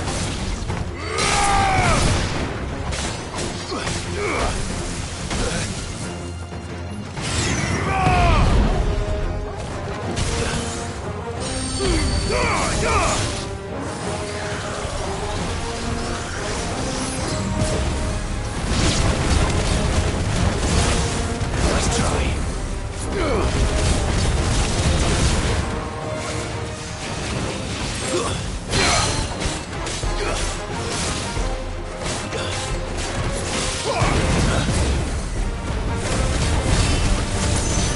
Let's try.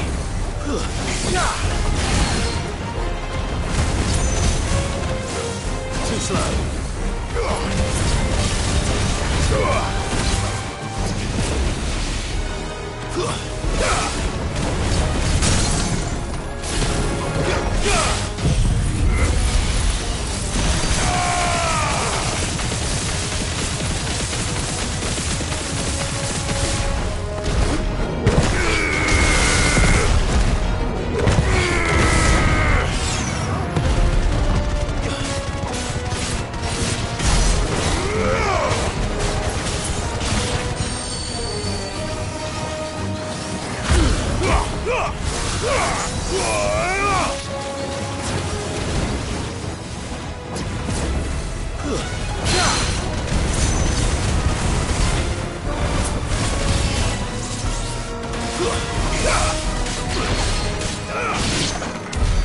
Now to find this spherical echo.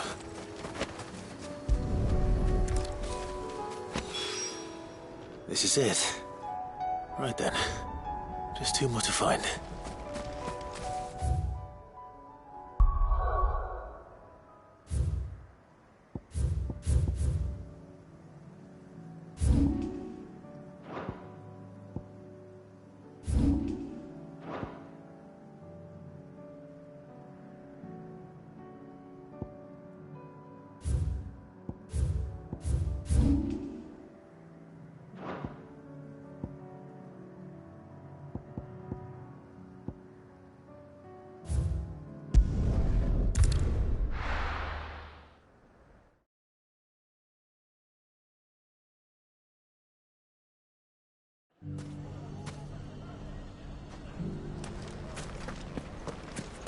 Take that, you naughty thief! Clive! To what do I owe the pleasure? I just wanted to see how the town's been faring since you brought everyone together. Since we brought everyone together, all is absolutely wonderful. Conrad and Natalie's hands remain safely away from each other's throats and firmly at the helm. Our stores are full, and the bandits still too disorganized to raid them. Just as the good Lady Jane and Lord Underhill intended. Are you a lord? Lubor's going to be one too. They're going to make him the Lord of Dalamil, because of how he stopped all the grown-ups from fighting. It's the mayor of Dalamil, dear child, and the vote hasn't taken place just yet. But if the people wish me to lead them, I shall. And my first act will be to build a school so that menaces like you two learn not to interrupt your elders. Speaking of menaces, there may be a rather worrying one just over the horizon. May there indeed. I'm afraid the example Conrad and Natalie set in putting aside their differences and presenting a united front might have caught the bandits' attention. And they might have elected to take a similar approach. They have formed what one could call a League of Outlaws, and they grow more organized by the day. But we'll fight them all off just like last time, no matter how many of them there are. Won't we, Lubor? Of course we will. If we continue to work together, we can overcome any challenge we choose to face. The longer we avoid facing this one, the more difficult it will be, until the only way to overcome it might be to run for the hills. Our best hope is to nip these efforts at organization in the bud, by finding those ne'er-do-wells who have yet to join the cause, and ensuring that they never do. Perhaps a certain Lord Underhill might be willing to lend us his aid once more? How could I refuse? Thank you, my lord. Victor will fill you in on the particulars. I have him stationed by the desert gate, receiving and collating reports from my scouts. Such an amenable soul. He reminds me of you. I'll go and speak with him.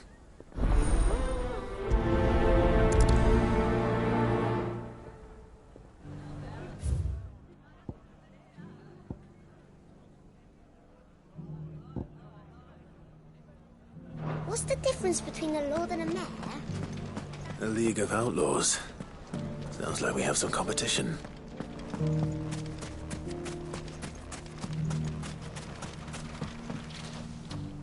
Still in Dalamil, Victor? Ah, Sid. I thought you'd have returned to Cosnis by now.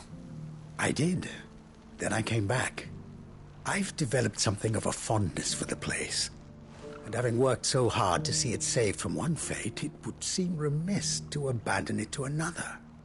A sentiment Master Lubor certainly isn't shy about exploiting. Hence my doing his bidding yet again. You're not the only one. What does he want you to do?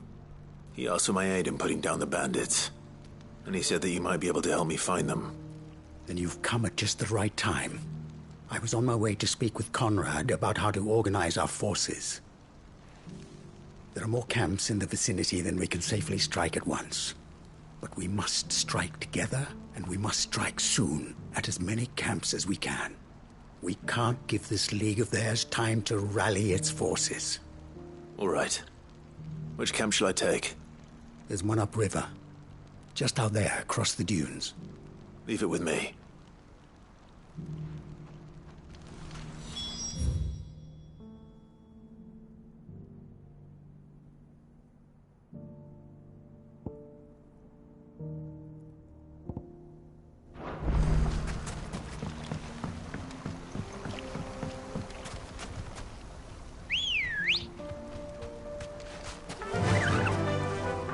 Fly, Ambrosia! Those ne'er-do-wells want to band together, let them.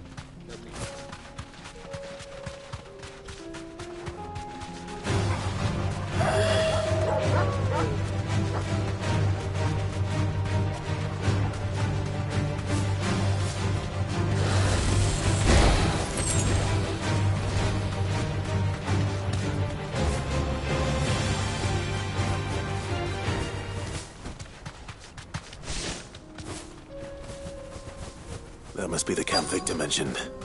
Come on then, Toggle. That's him! The one who killed Locke and Fingers! Take his head off!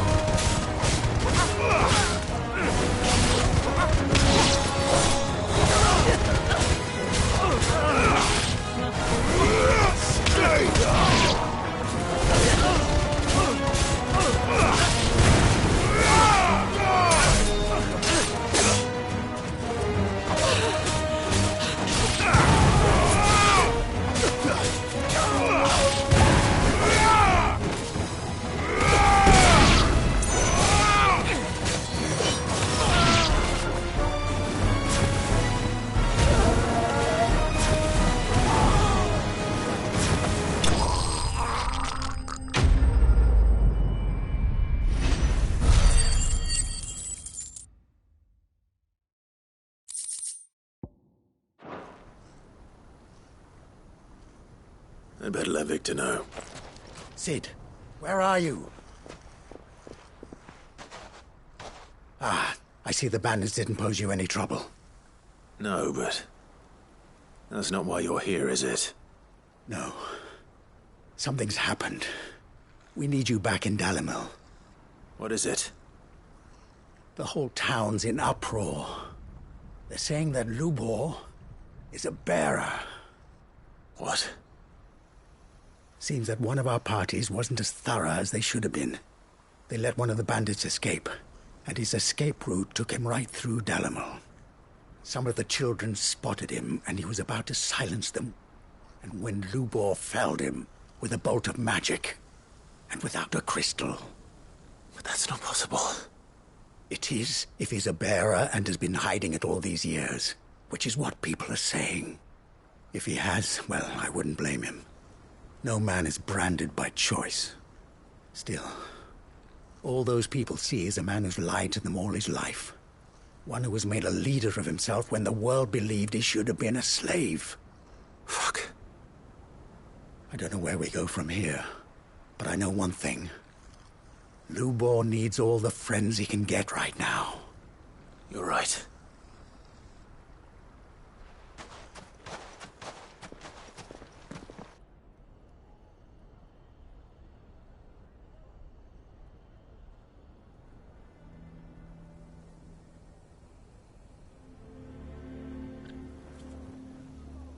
And now everyone knows.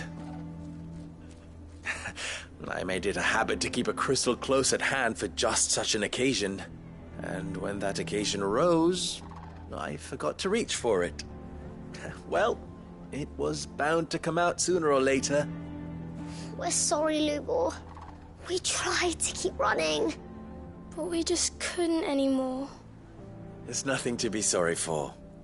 I rather enjoyed playing the hero for once. All that matters to me is that you two are safe. Look at him talking to his betters like it's nothing. All lies, I'll wager. Just like the ones he fed us all these years. Once people make up their minds, it's hard to change them. We need to do something, and quickly. Convince the people not to let their prejudices blind them. Convince them that nothing has changed. That their enemy lies outside these walls, not within them. You're right. We should speak to everyone. I'm glad you agree. I'll handle the townsfolk. I'm a Dalmec born and bred. They listen to me. You head to the tavern. Make Conrad and Natalie remember who Lubor really is. They know that Lubor and I are friends. I might not make for the most impartial of interlocutors.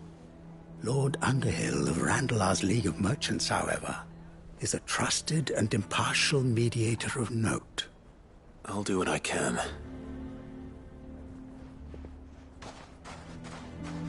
Lubor, stay here with the children. I can't promise anything, but we'll try. And that is all I can ask of you.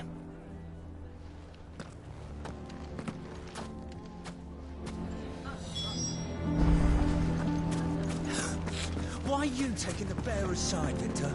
Are you one too? No, I'm not. Just listen.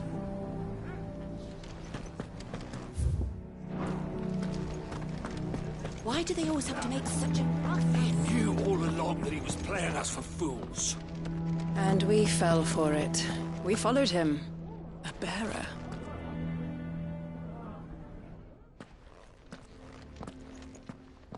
Forgive me for disturbing you, but could I have a moment of your time? I've seen your face before. As have I. Lord Underhill, wasn't it? Of the League of Merchants. That's right. I wanted to speak to you about Lubor. The rumors that he's a bearer. All true, I'm afraid. He'll never be mayor now. Not if I have anything to do with it. But what of his wares? Bearer or no, his steel is highly valued throughout the Republic. In this at least he's done the town a service. Might that not earn him a little leniency? Leniency?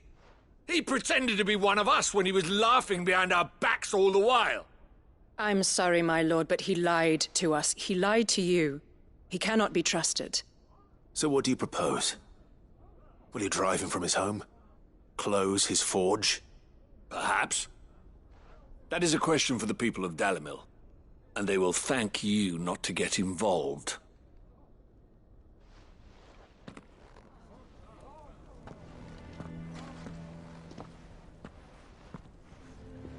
The townsfolk have made their minds up.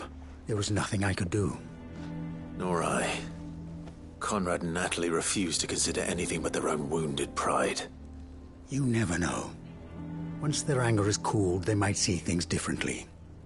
For now, we should report back to Lubor. All right.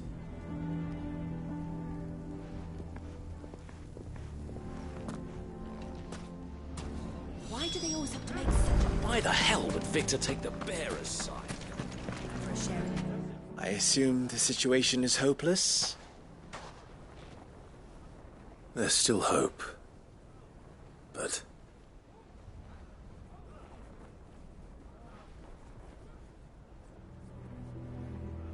But perhaps not in this lifetime, I think it's fair to say.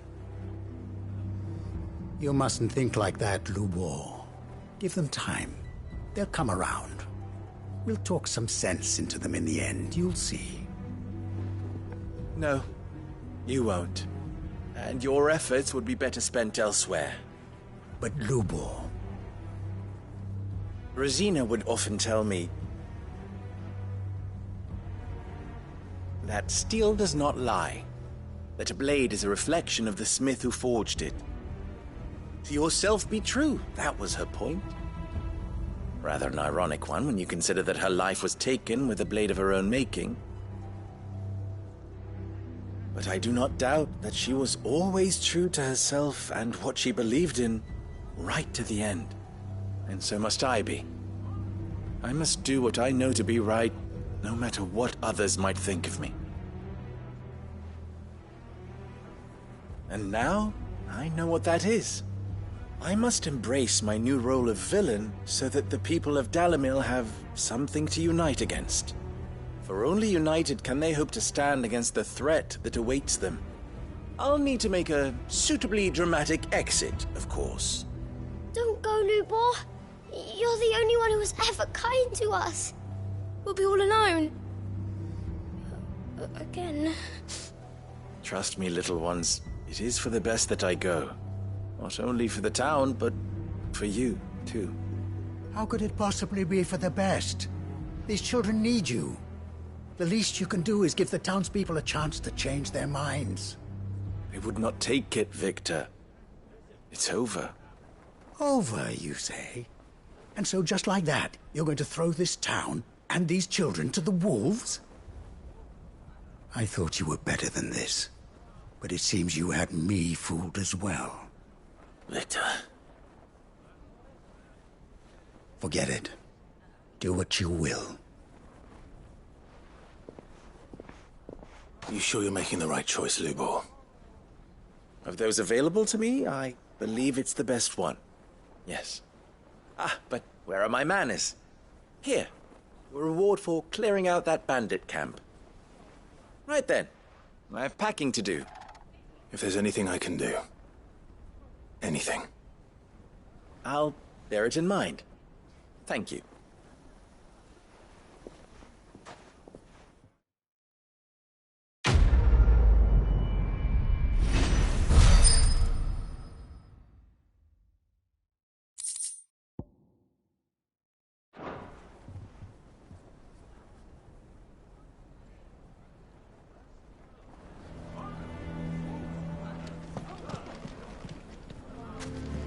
If you're going to try and convince me to stay, save your breath. I will not put those children at risk. Why didn't he tell us?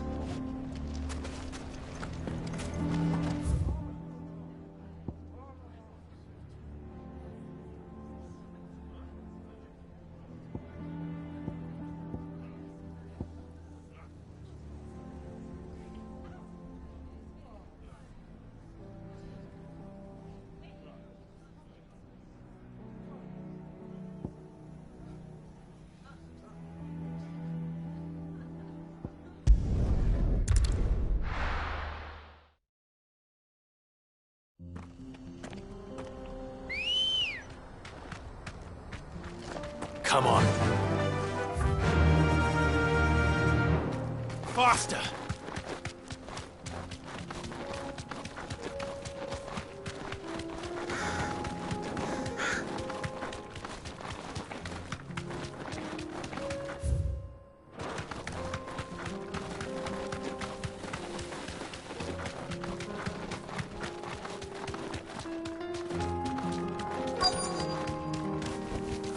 Thanks, Gal.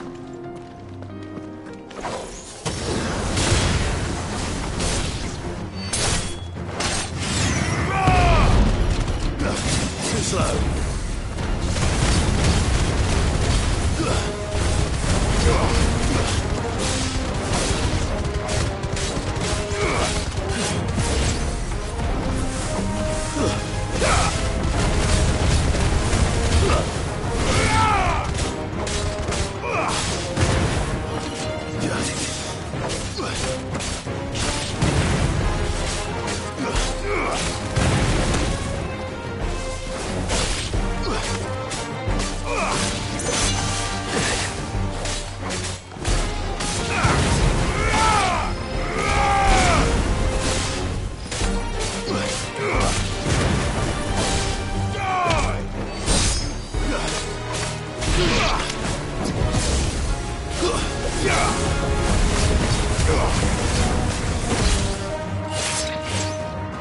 It's over.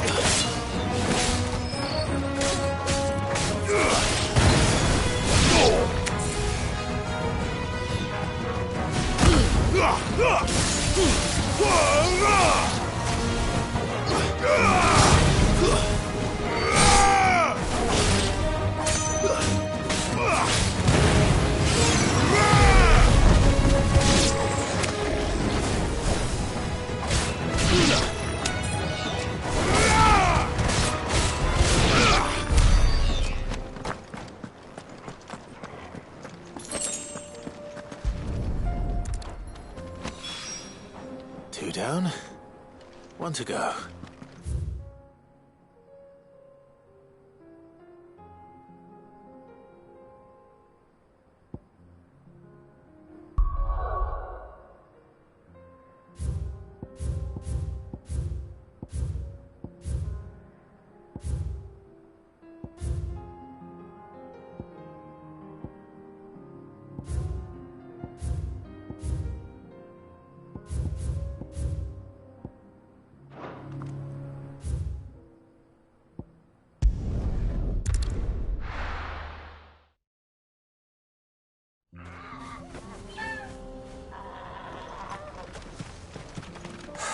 So Dravost is still standing. For now, at least. If you could swing a hammer, you could...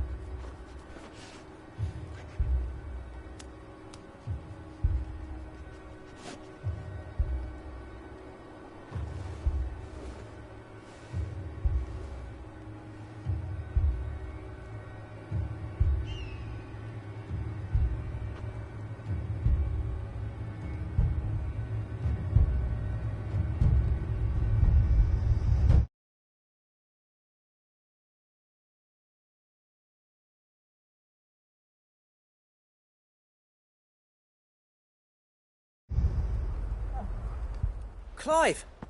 You're here! And the Akashic? Mostly off to the north still. But I spoke to Doris's...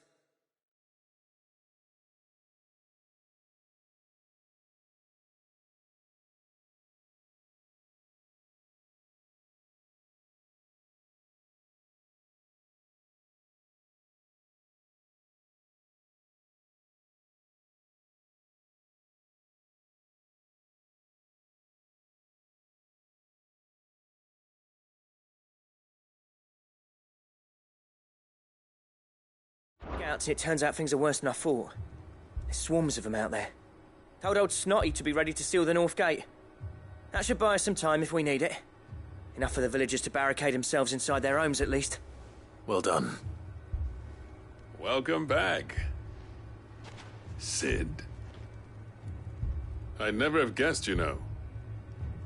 Not if August hadn't let slip. Who'd have thought that the savior of Dravost would turn out to be the realm's most infamous outlaw? Keen to help us out again? I am. Thought you could sneak off without me, did you?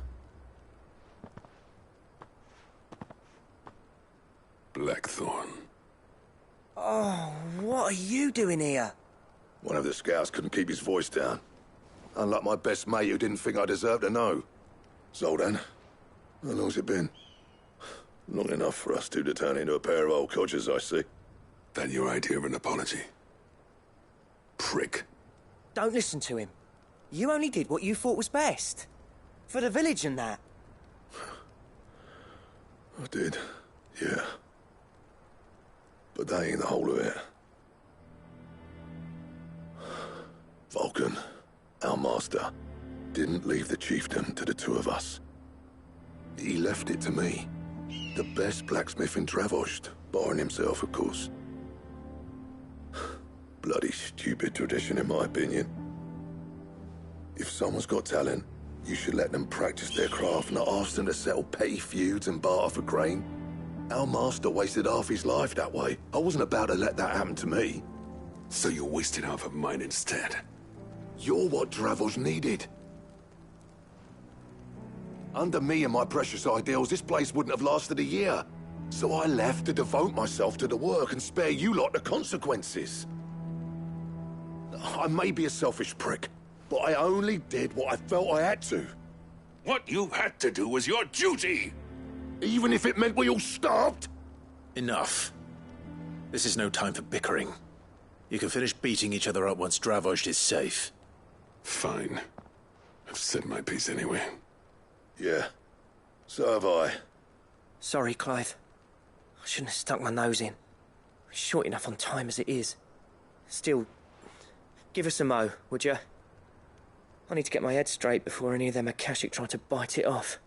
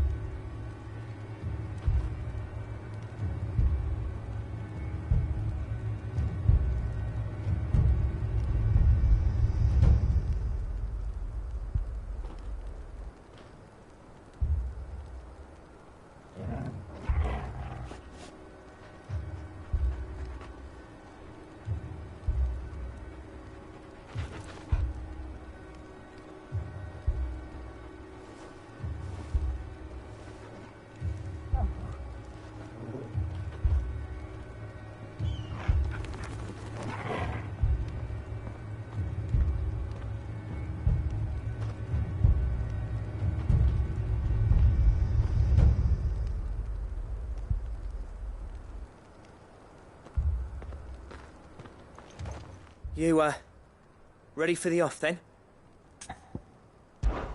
We can't afford to waste any more time. Right you are. Might be worth having one last word with the scouts, though. Don't want any nasty surprises, do we? Oh, and Blackthorn, you and Zoltan might be better off staying inside the... Akashic on the move. How close are they? Within sight of the walls, and there are more coming up from the mines. What was I saying about nasty surprises? They'll wash right over us if we stay out in the open. We're pulling back behind the gates. Good idea. Get yourselves inside, but keep your weapons handy.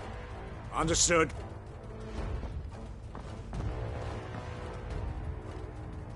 I'm prepared to fight if I have to. Well, let's hope you don't. That's our job. Once the scouts are inside, order your men to barricade the gates. No heroic last stands, you hear me? No fighting at all if you can help it. August's right. I've seen what Akashic beasts can do to armor. The people here are tough and willing, but they ain't equipped to face what's coming. I'm going out there. Start work on the gate as soon as I've left. I'll give you as much time as I can. And if they kill you? You evacuate. But it won't come to that. I promise. You'd better be right. Take good care of Dravoj till I get back. Leave it to me. And give those things what for, yeah?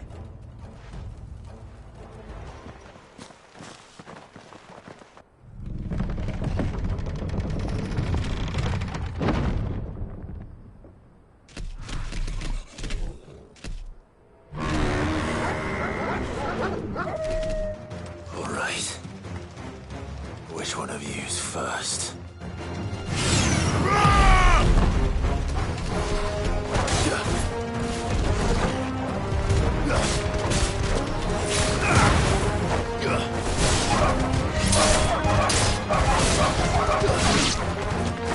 It's over.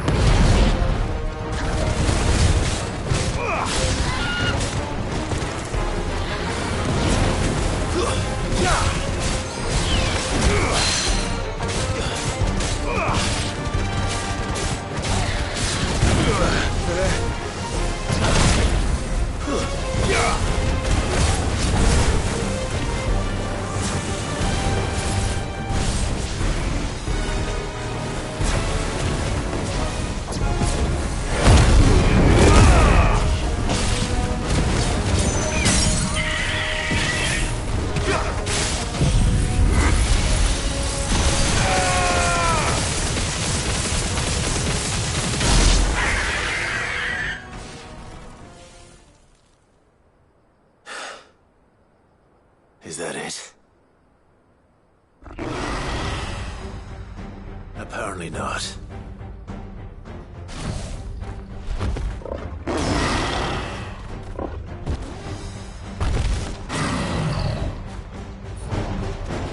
You're not getting past me.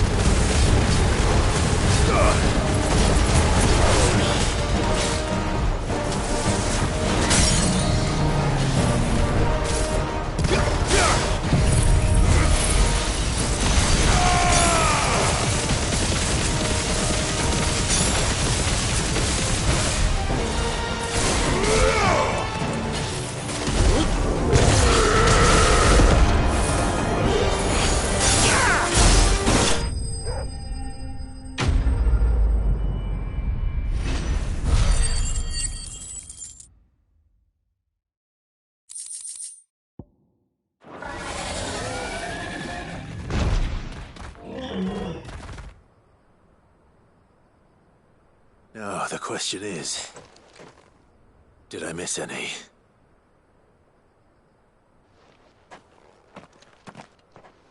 Man alive! You're still in one piece! I slew as many as I could. As many as I could, he says. The old bleeding lot, more like it. Well, almost. Only almost. Yeah, one or two did try to sneak over the wall. But we got the bastards, don't you worry. Good. Though you do know, more will come in time. In time, yeah. But we can think about them later. Let's get you back inside.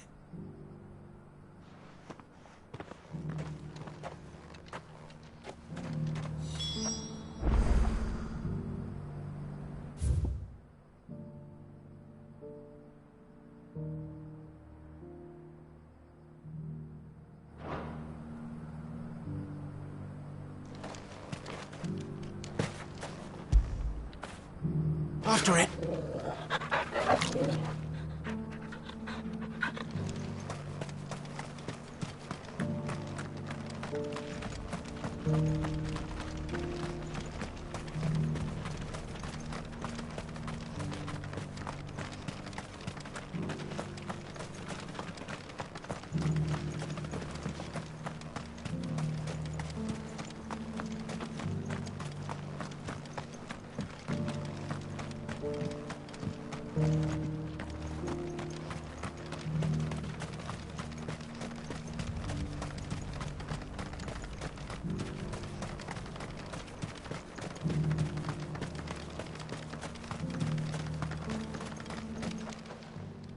Sid!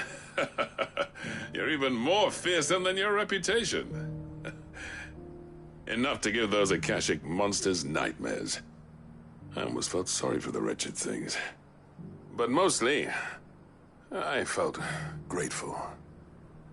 Dravoged won't forget what you did today. I'm afraid I've only delayed the inevitable. There's no getting rid of that ether flood. Meaning that any living thing which stumbles into those mines will end up clawing at your walls again. And that's if the flood don't spread. If it does, well, I hate to say it, but the village's days are numbered. That may be, but we're staying just the same. With ether floods springing up all over, it's no less safe than anywhere, and more importantly, it's our home. We'll fortify the gates to the north, and I'll see that they're guarded day and night. All right. Then we'll give you a hand shoring up those defenses. As for you, Blackthorn, that's twice you've turned up when Dravos needed you. So, thanks. I shouldn't have stayed away so long. And I shouldn't have left without talking it over with you first. Too bloody right you shouldn't. Though I doubt I'd have listened. I always envied you. How you made everything look so easy when, for me, it was anything but. You leaving gave me the perfect excuse to hate you. And from that day on, I never once stopped to wonder what it would have been like if you'd stayed. But what you said earlier, it was true. You'd have been the death of this place. Finally, something we can agree on. I hope you see the sense of it eventually. You kept this place alive. Alive, perhaps. Wealthy even, but Dravos isn't what it once was. Our work used to be the pride of Dalmekia. Now, we churn out the same rubbish day after day because it's easy and turns a profit. It's not about the craft anymore. I wouldn't send my sons to war wearing the shit most of our smiths are making. I've kept working, honing my skills, trying to lead by example, but no one sees the point. The average castle apprentice has as much passion for the craft as our current lot. Come back to us, Blackthorn. Remind Dravos what a true master blacksmith looks like.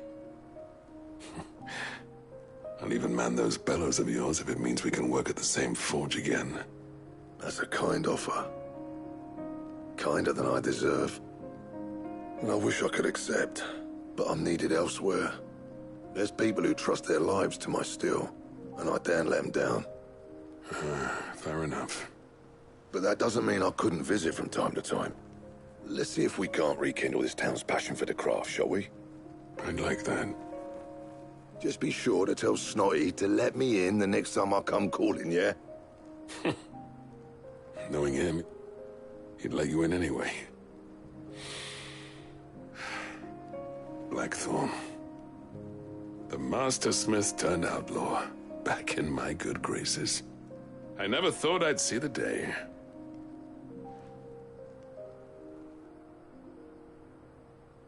I'd say that went pretty well, wouldn't you? Even better than I'd hoped. Sid, I've got something for you.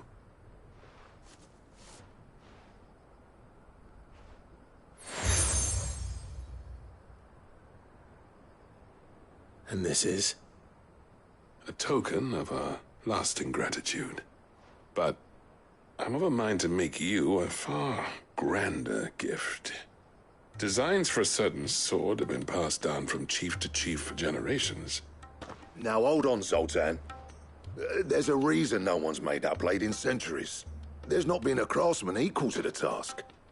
I'll admit your cinders make impressive steel, and I've learned to hone an edge Odin will be proud of. But the engravings on that thing are enough to make a jeweler cry. And they're not just for show, either. Have you forgotten what brought you back to Dravozd in the first place? A certain ring? I knew I'd never surpass you with the hammer and tongs. So I turned my hand to a different kind of metalwork. Between the two of us, I'd say we're the equal of any master craftsman ever to have graced a forge.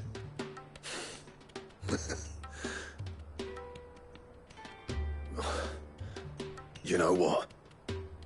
I think you might be right. Clive, you wouldn't mind if Zoltan came back to the hideaway, would you?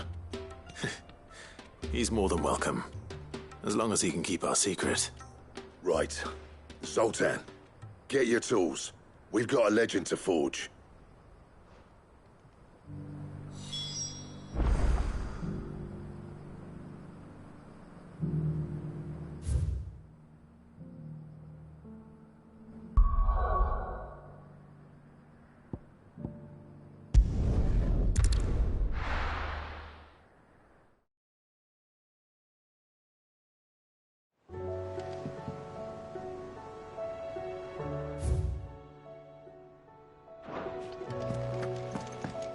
Come back.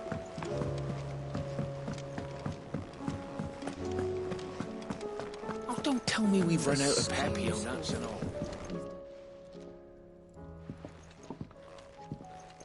Ah, the man himself. We were just about to make a start on that sword I promised you. It's funny, but none of this would have been possible without your help. You remember Camille?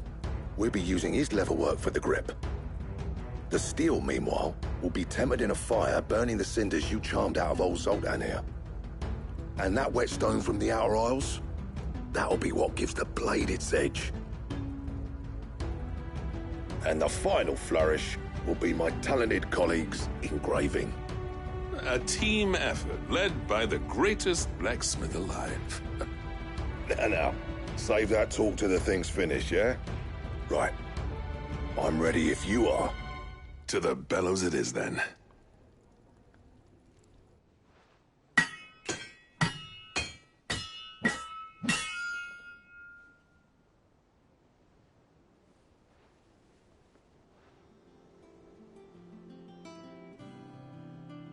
Well, bugger me. We actually did it.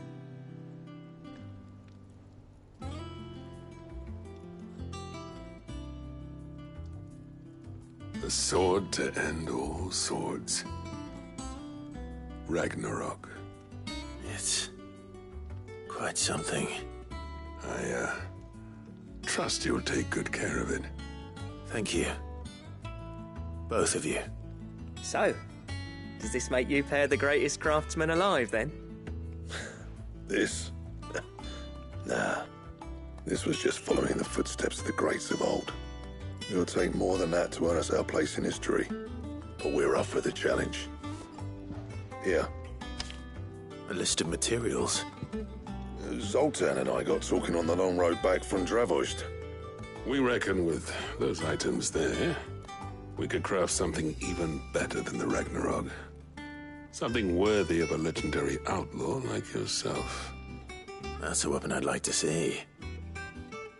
You leave this list with me. I was hoping you'd say that. One legend at a time, eh, lads? Before you start on the next, who fancies raising a cup to friendship reforged? Good idea. No more drinking to forget my past. It's about time I had something to celebrate. Then tap the kegs! Vulcan's boys are on their way!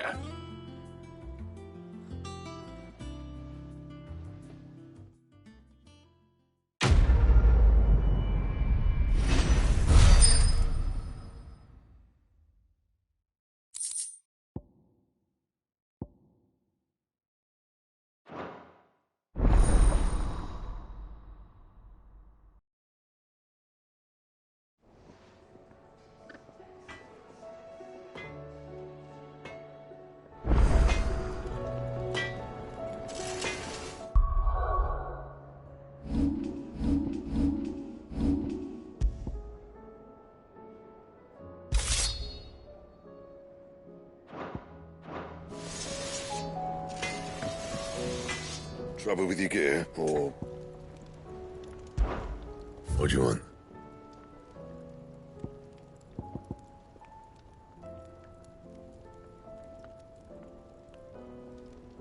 And? What do I owe the honor? I never thought me and Zoltan would ever speak again, let alone work together. And if it hadn't been for you, we wouldn't. You've been a good friend to me, Clive. The best. You do what you need to do, Clive. No need to thank me for the sword. I'm happy just to be here. You've built a fine home for yourselves, and I can see why Blackthorn's so taken with it. Look after the old bastard for me, will you? I'll be off soon, but next time you're in Dalmacia, be sure to pay me a visit. Snotty will let you in.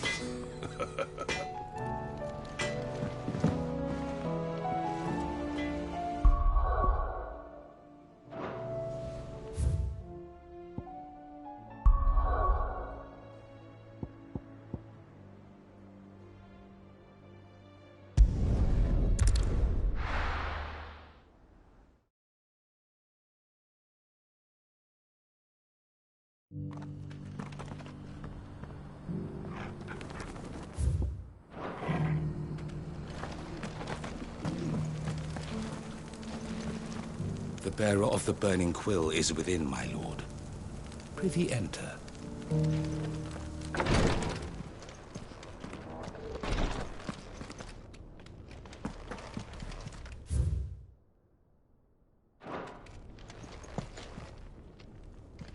Lord Rosfield, is there aught the Undying might assist you with this day? Perhaps. My brother said that your order was helping him with his quest to uncover Ultima's origins. Have you learned anything of note since last we spoke? Little unless, I regret to report. I see. Be assured, however, that we will not rest until the truth is known. Even now, our archaeologians scour ruins in every corner of the realm for traces of Ultima's touch. Fallen ruins, I take it. Dating back as far as Phoenix Gate. Indeed.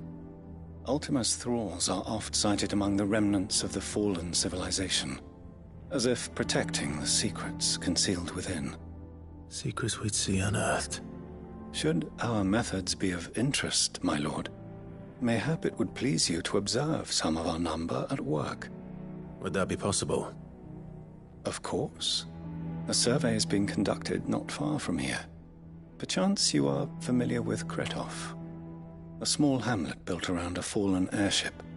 I was due to visit my colleagues there to collect their preliminary findings, but if you would consent to do so in my stead, I'm sure that they would be honored to relate any discoveries they have made to you directly. All right. I'll go and meet with them. They will be most gratified, I am sure. Might I suggest you take the road through Titan's Wake? It will lead you straight to the village after but a short walk. Thank you. I will. I wish you a safe journey, my lord. May the Firebird's flames burn ever in your heart.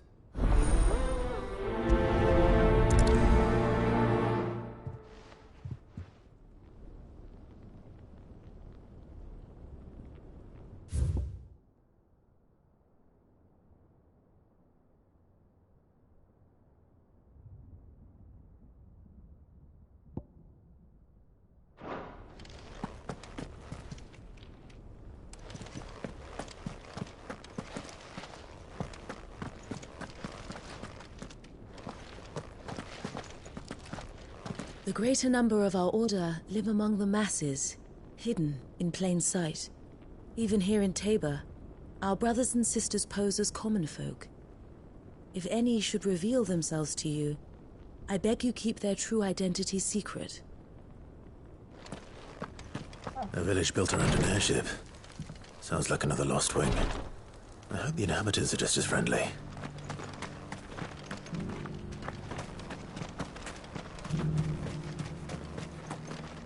Are you buying or selling?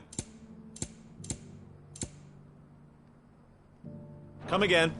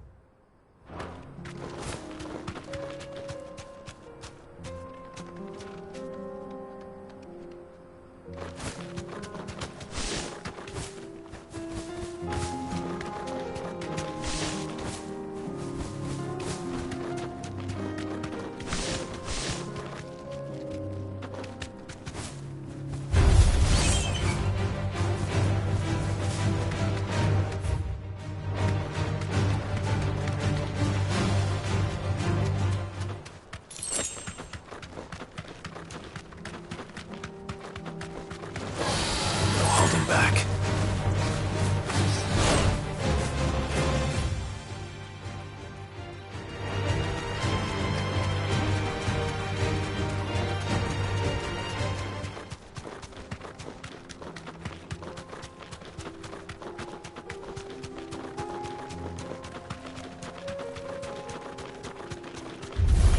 Don't get surrounded.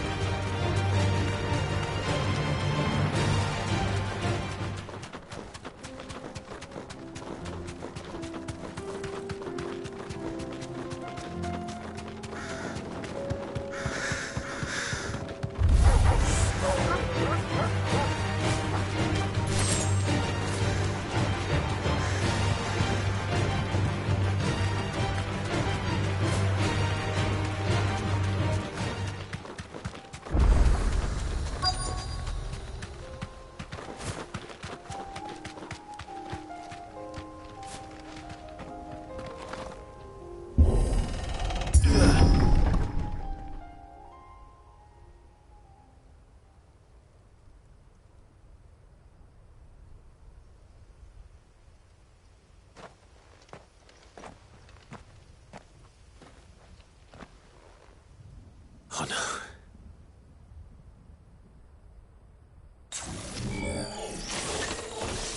You'll pay for this. There may still be survivors.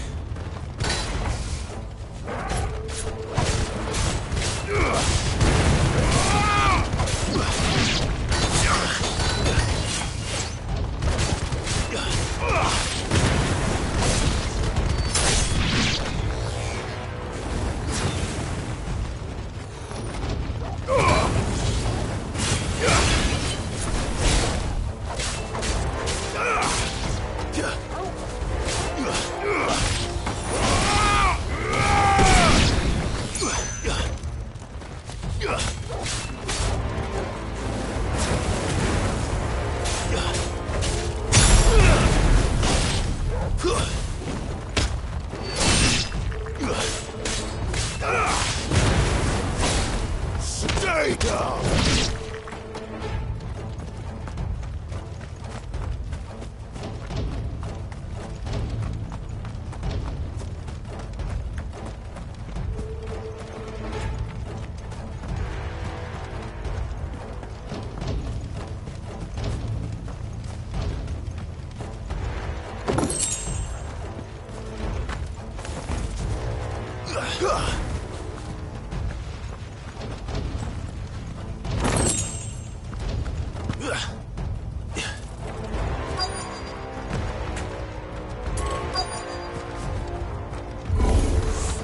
Whatever that thing is, I'd say it's their leader.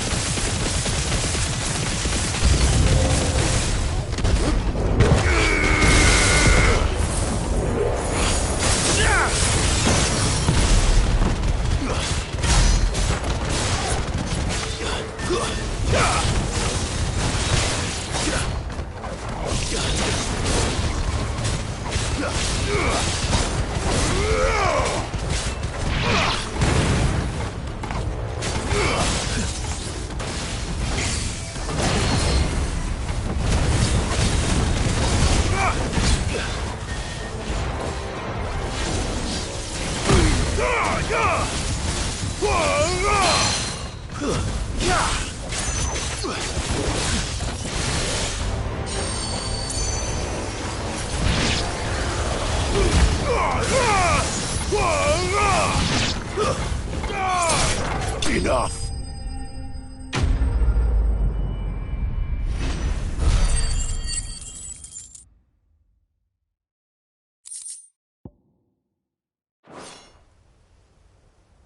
Should have stayed in the past. These must be Cyril's colleagues. You have our thanks, stranger. Who are you? Ah, forgive me, my lord. I did not recognize you. You are Lord Rosfield, are you not? We are archaeologians, tasked with surveying this site. When the echoes appeared, our brothers here occupied their attentions. Thanks to them, and to you, we were, for a mercy, able to see our duty to its conclusion. You call that a mercy? Your brothers might still be alive if you put their safety before your duty. Surely this survey wasn't worth dying for. We are charged with uncovering Ultima's origins. A duty of the highest import, as I'm sure you will agree. And you think your dead brothers would agree with you too? I know they would. They gave their lives for the cause, an honor to which all undying aspire. Now, to what do we owe the honor of your presence, Lord Marquis? Cyril told me of your work here, and I agreed to collect your findings in his stead. I see. That is most kind. Pray, take them then, with our humble thanks. May the Firebird's flame burn ever in your heart, as it does in ours.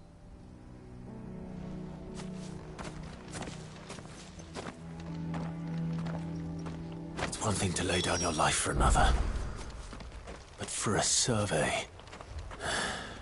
I suppose I'd better get this back to Cyril. Think no more of us, my lord. Only deliver our findings to the bearer of the burning quill.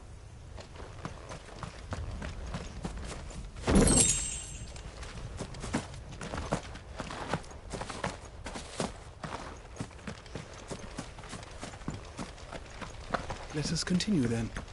There is a second half. Shall prepare the parchment.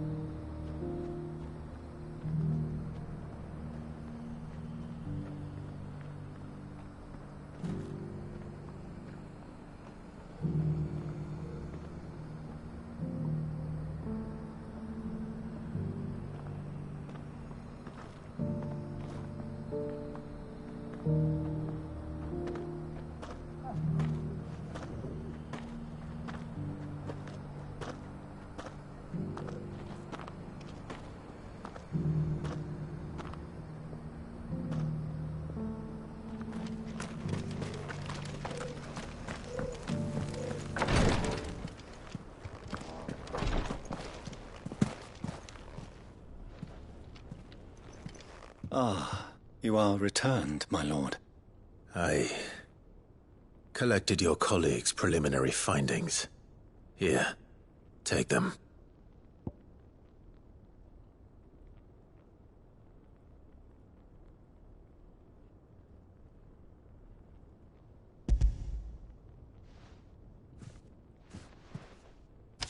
My thanks.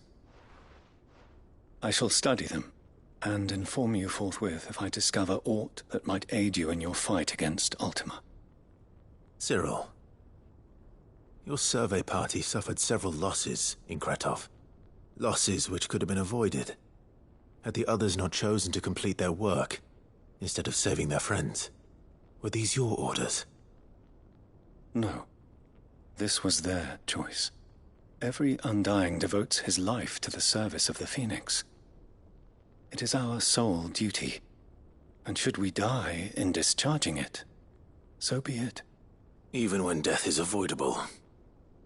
My lord, I fear that this is not a point over which it would be fruitful to argue. The Undying have served the Phoenix for countless generations, and your opinion of our methods, however earnest, is not like to change them. We live to serve the Phoenix. Our very order exists for that purpose, and that purpose alone. Cyril, I know that you and your brethren answer only to Joshua, but allow me to offer you a word of advice. It does not further the cause of the Phoenix to have his loyal followers surrender their lives without good reason.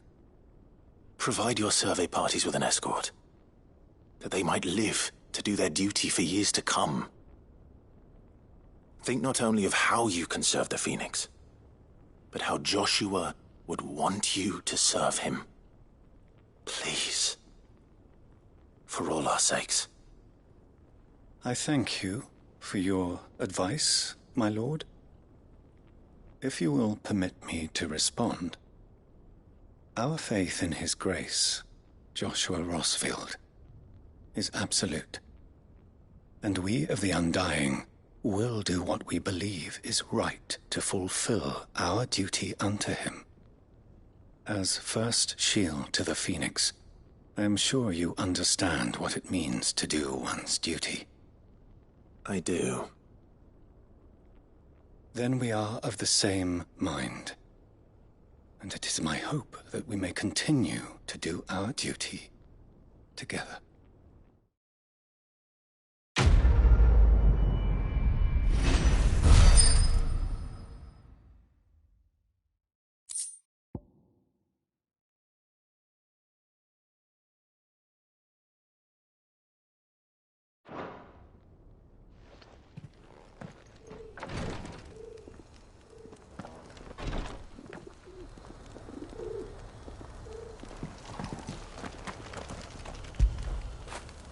When did you get so big?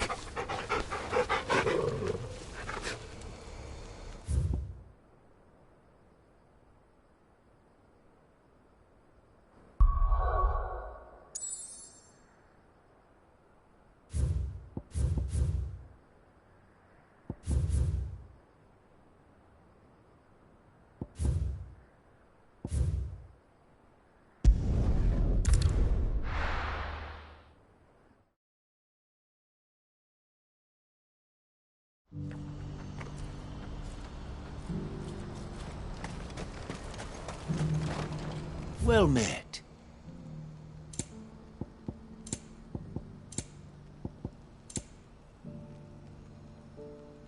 A fine choice. Farewell.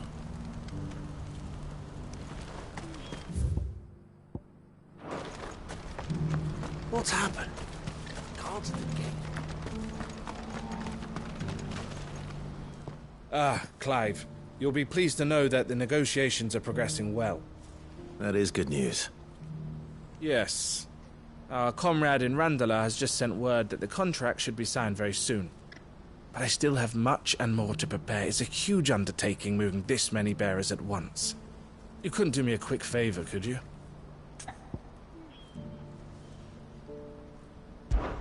What is it this time? More wild beasts? Nothing like that.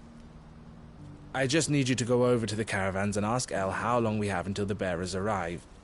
Find out exactly how much faster I need to get all these supplies moved. All right. I'll go and ask. Thanks, Clive. I owe you one.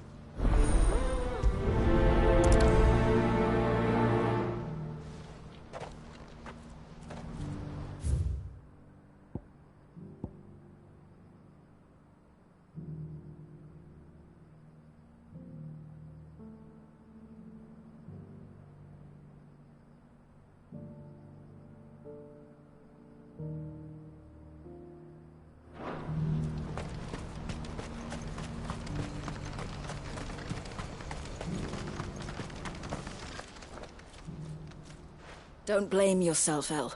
This is their fault, not yours. I know, but... No buts about it, all right?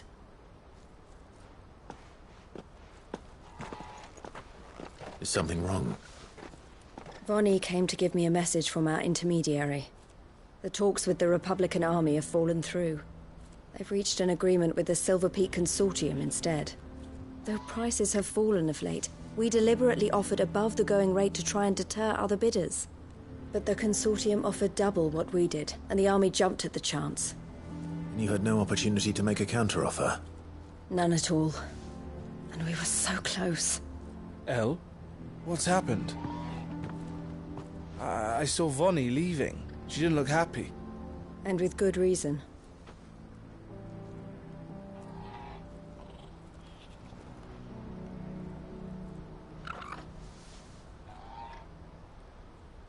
But I thought we were the only ones the Fist were speaking to about the bearers. How did the Consortium even find out about this? It's not so surprising. They have ears all over the Republic. This isn't over. The Consortium will have to sell these bearers eventually, and at the price they paid, buyers will be few and far between. I'm going to Randalar myself. Alone? You sure that's wise? Are you offering to be my bodyguard? How kind. Meet me at the checkpoint near the capital gates. I'll send an owl ahead and request a meeting. You go to Cashlock, Theo, and get everything ready. We've waited far too long as it is. Even if I fail to free these bearers, there will be others. Someone needs to prepare the place and keep any prowling beasts at bay. Oh, and that's me, is it? Well, it looks like I'm following orders till she gets back from meeting the Silver Peak Consortium, who've been doing their best to undermine our scheme. She'll never join them after this, surely. No, she said it herself. She still has plans for Cashlock, even if this one falls through. She means to stay with us, then. I can't say I'm not happy to hear it, but... is this what she really wants? You have to trust her. You're right. It's what she wants now. And if Elle's off fighting for the cause, I should do my part too. So I bid you farewell and safe travels, my friend. I'll gather my men and leave for Cashlock. We'll make sure the place is well stocked and defended. You go to Randalar and see if you can stop my sister biting the Consortium's heads off. If she won't consider her prospects, someone has to. I'll do my best.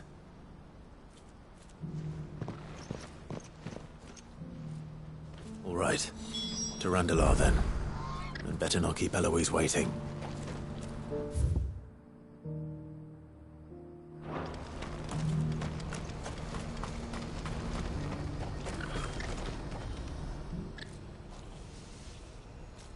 Well, this isn't at all foreboding.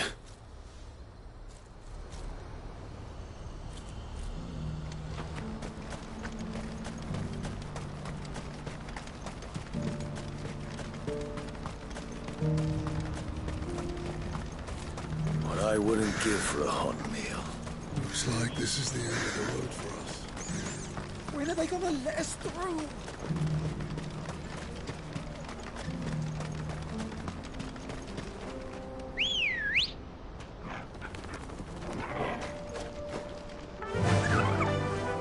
Run like the wind.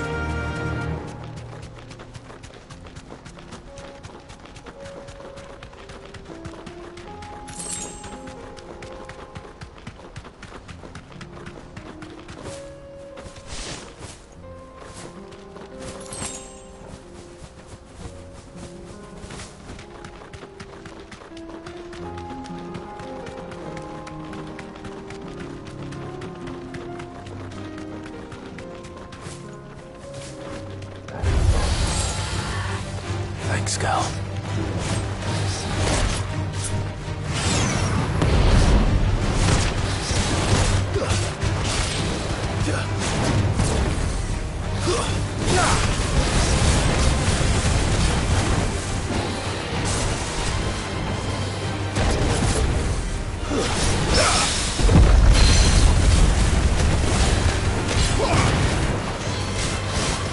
Too slow.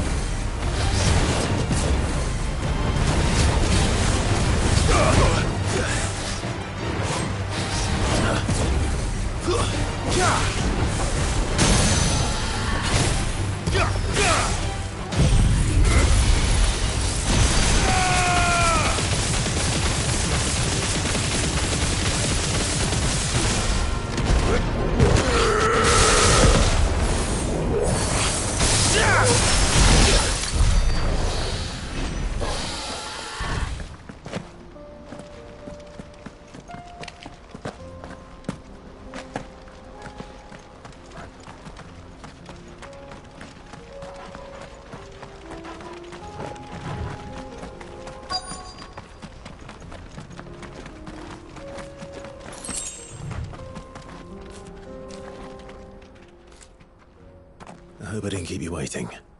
Did you arrange to speak with the consortium? Here they are now. You wish to consult with me? I did.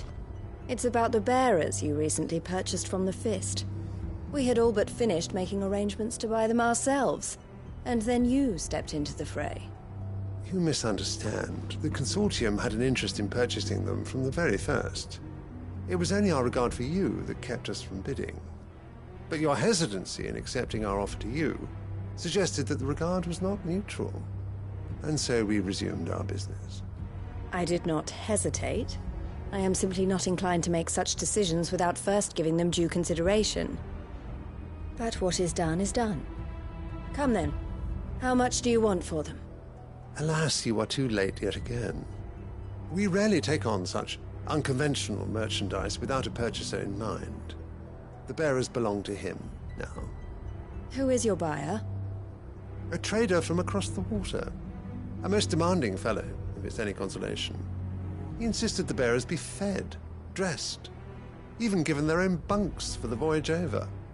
That's what you get when you deal with continental types. I wouldn't know. Oh yes, the culture on the continent is quite different to ours. They pay good money for bearers not fit for the knacker's yard, and treat them like kings. But as long as they pay... That does sound unusual. No matter then. If they've already left our shores, there's little that can be done. Allow me to withdraw my interest. And with it, my interest in joining your organization. My associates will be sorry to hear that.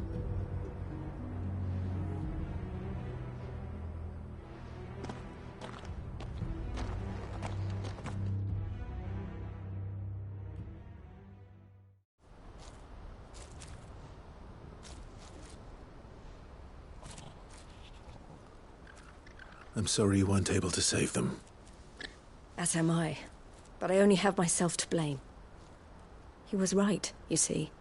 The Silver Peak Consortium did intend to buy those bearers before I did. Their representative hinted at a possible purchase when he came to recruit me. I feigned interest in joining them in the hope he might be encouraged to tell me more. And he did just that. As soon as he left, I sent my own offer to Randalar. So you never... No. I entertained the Consortium's proposal solely so I could learn more about those bearers.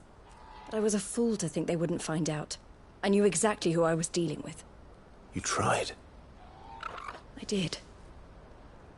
And if what he said was true, the bearers are to be well treated.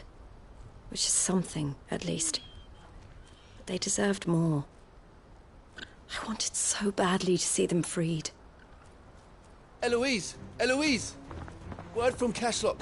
The village is under attack. A pack of beasts have come down from the mountains, and there's a dragon at its head. Theo and the others are trying to hold them off as best they can, but the odds are against them. They need help, and fast. Theo! I'll go on ahead. Thank you, Clive. I'll gather some men and join you there. Just make sure he's safe.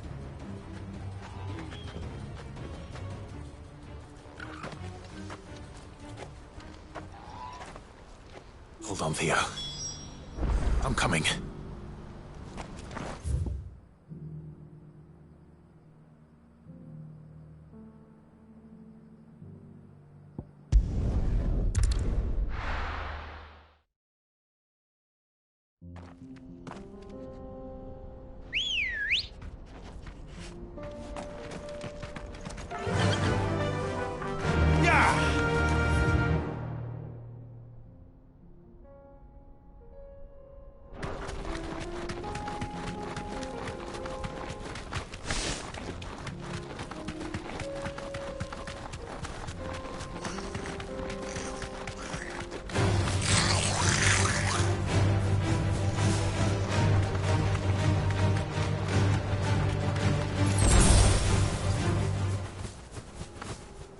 That'll do, girl.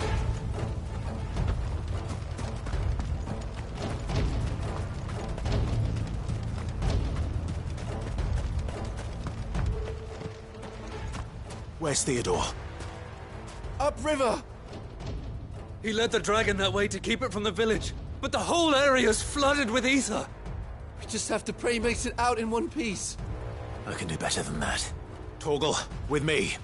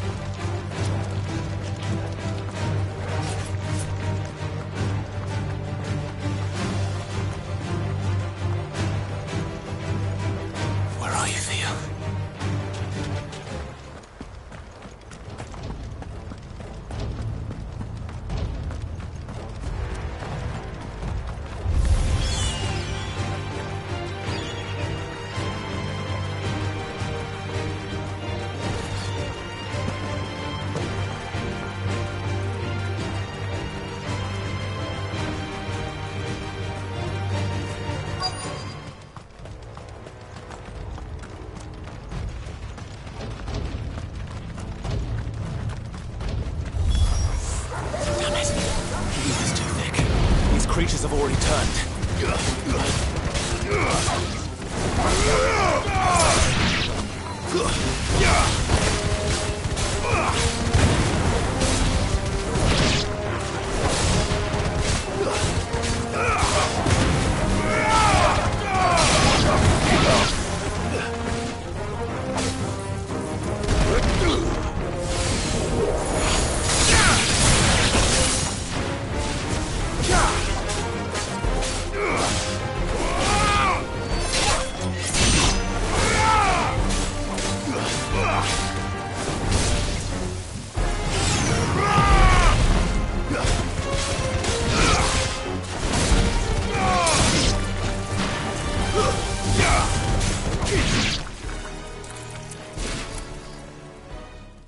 I can't waste any more time.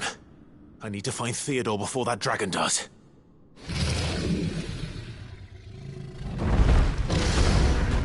Looks like it's found me. This thing's turned as well. This isn't going to be easy.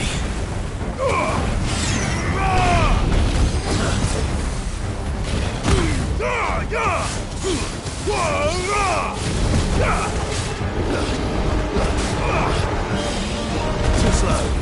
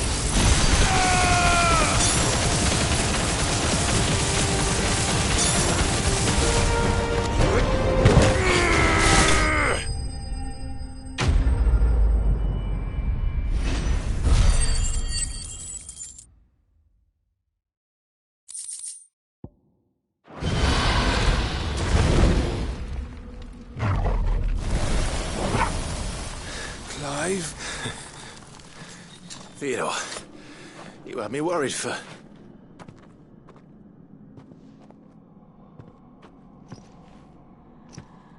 We have to get you out of here.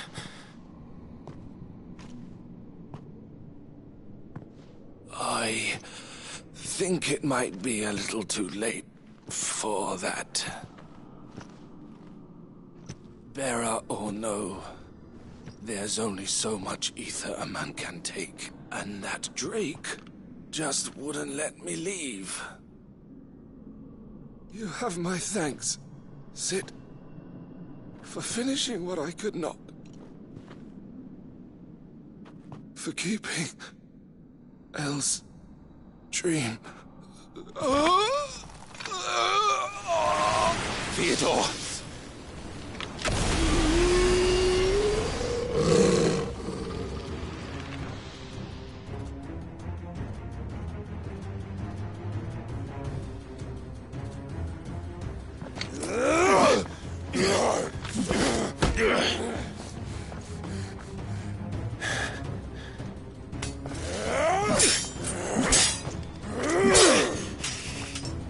Don't make me do this.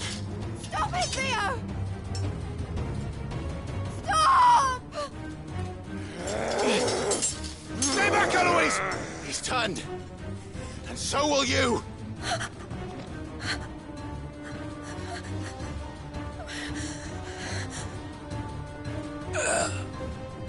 Elle. Theodore.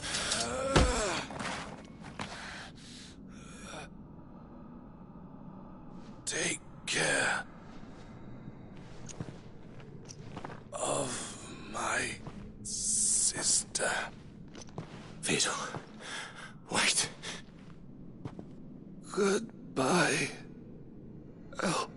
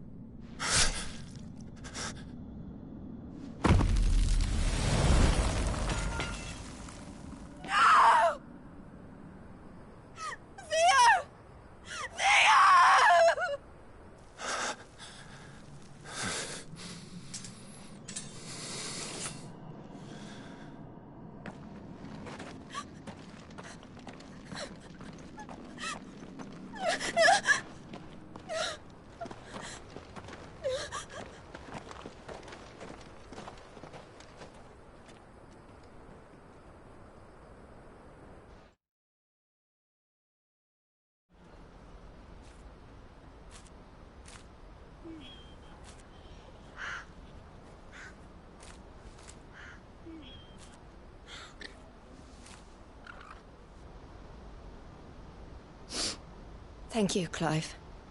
I think I'll be all right now. That was true bravery he showed. Leading the dragon away from the village like that. His first instinct was always to protect people. To put others' well-being before his own. And now he's gone. Because I sent him to that place, against his will. It wasn't against his will. He was ready to do whatever it took to show you he could stand on his own. So that you would finally be free to live your own life. To live my own life? He never could come to terms with the choice I made. What exactly happened? You once told me Theo was the first bearer you ever helped.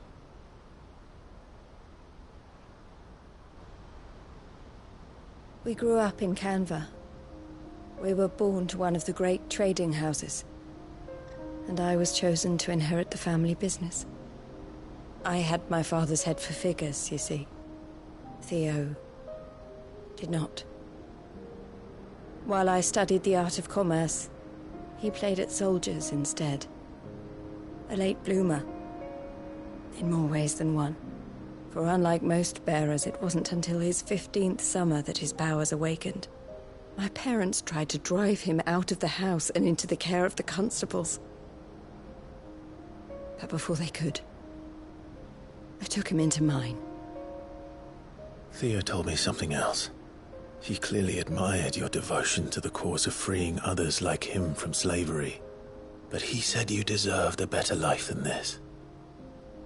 He wanted to free you from what he called your bonds, just as you freed him from his.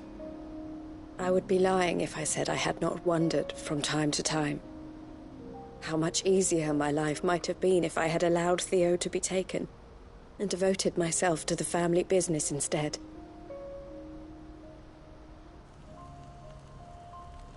But I have never regretted the decision I made. Being with my brother meant more to me than tradition or reputation. I only had to look at him to remind myself of that night and the choice I made, and the fact that I would make the same choice again in a heartbeat.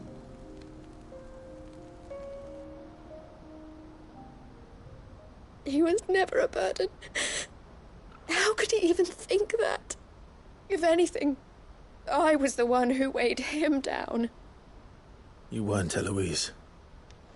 He said it himself, that he had always been grateful to you for saving him, and that he wanted to repay you by letting you live the life you were denied.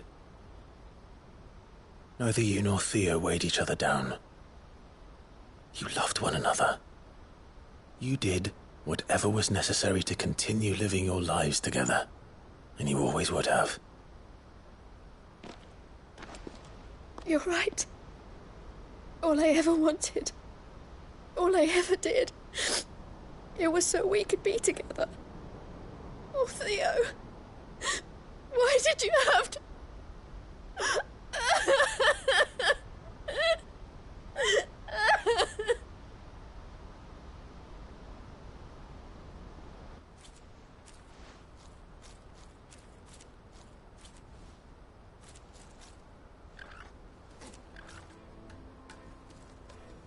I know Theo wanted me to move on, but I'm staying here at the Crimson Caravans to continue our work.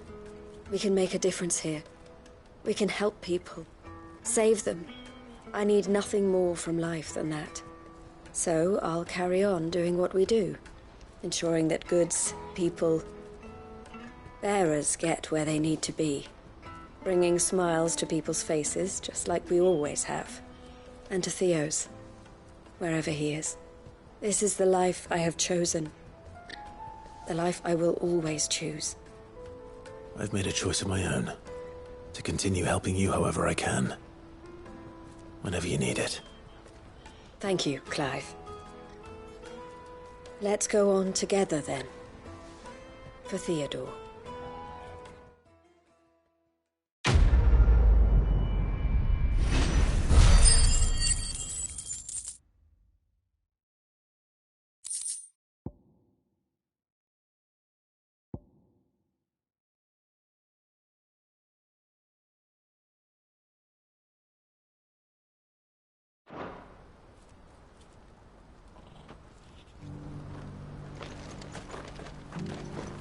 The Crimson Caravans is my family business now, and I would not exchange it for the world.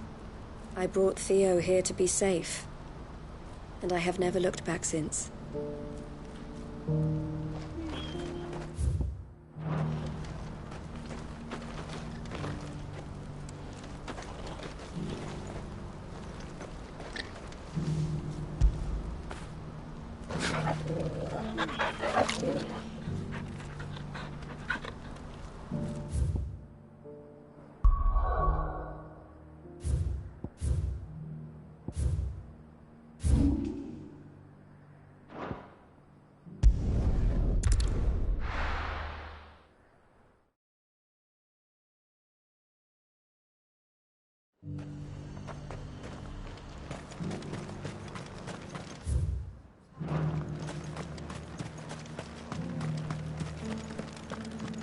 There were ghosts at the gates not days ago. You needn't fret. The creatures are...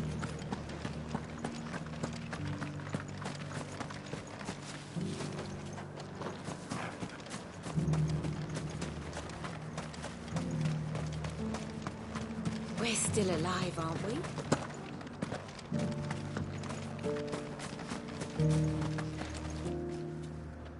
Oh, Clive. What am I to do? My wards and I may soon be without a home. What's happened? The High Cardinal has descended from his lofty throne and taken up residence here in Northreach. The High Cardinal? Leader of the Council of Elders, second only to his Radiance at the head of the Imperial government. Not that any of those things still exist. Now he goes by his noble title, the Duke of Oriflamme. And what does he want with Northreach? He wants to transform it into a military stronghold, a foundation upon which to build a new Sambrec. He's already secured the support of the various army remnants, with promises that they shall be afforded the respect they deserve in his empire. One built on the confiscated property of the people. He would rob the populace to pay for it. Believe me, I have used every means of persuasion to discourage him from this folly. But for whatever reason, he will not listen to me. What does Captain Philippe make of this? When the town was under attack, it was him the soldiers rallied around. Couldn't he use that influence again? How? By speaking out against one of the most powerful men in Sambrec. A man whose stated aim is to revive the empire Philippe's comrades swore to serve, and to improve the soldiers' lot within it. The captain can offer them a regular supply of gruel, and an occasional trip to the Vale to help them forget the terrors they face each day. The Duke offers them a vision of strength and safety. No. Any attempt to incite mutiny would cost Philippe the support of his men, if it did not cost him his life. But given the mood around town, mutiny may yet be unavoidable. The people have little appetite for further deprivation, least of all when it serves only to elevate others. And who could blame them? Clive, would you appeal to the Duke on my behalf? For your services to Northreach, you have the respect of the soldiers, and they will take you to His Eminence if you ask them. And unlike Philippe, no bonds of loyalty prevent you from speaking your mind to the man. Well, will you try? You could hardly fare any worse than I did. I'll see what I can do. Thank you, Clive. Tell me then, where will I find this Duke of Oriflamme? In the garrison? Overseeing the troops, yes. All right. Wish me luck.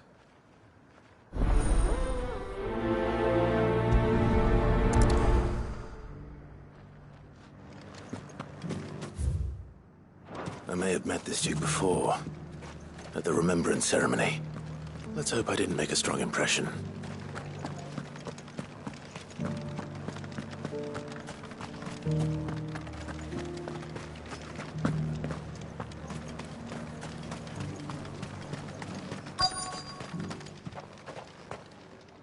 Halt!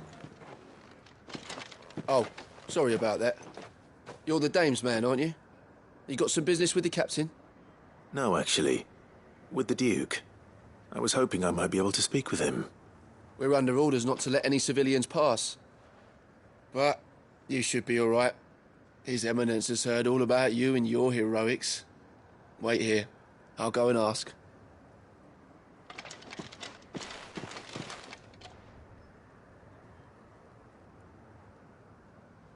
So, you are the sellsword who lent his aid to the garrison. The Empire owes you a debt, and I shall see it repaid. But tell me, is it wealth that you seek, or favor? Neither, Your Eminence. I thought only to inquire about your plan to turn Northreach into a stronghold. Ah, I see. You are worried the expanded garrison will render your services redundant. Yet you needn't be. A proud fighting man like yourself shall always have a place here. Pride of place, in fact.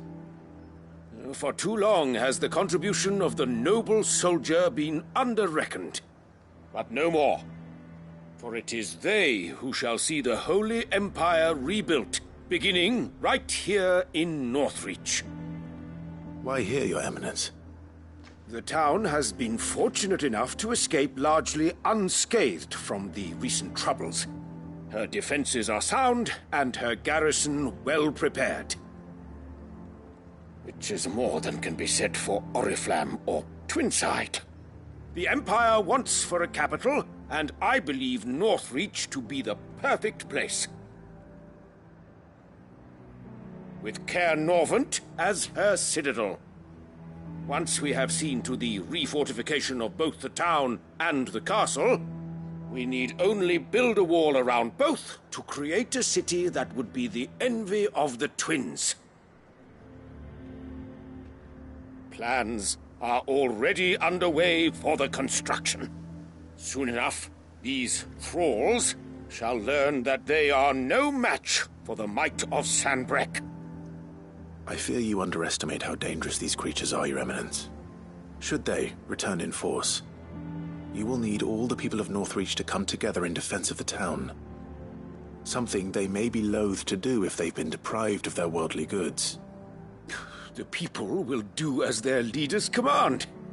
If Sanbreque is to be rebuilt, she will require a functioning government. One whose authority is beyond question. That is why this levy is necessary, so that any man who wishes to join the army might do so and be fed, outfitted, and paid as befits a defender of the Empire. And yet there are those who persist in peddling the treasonous lie that I seek to steal from the people and drive them from their homes.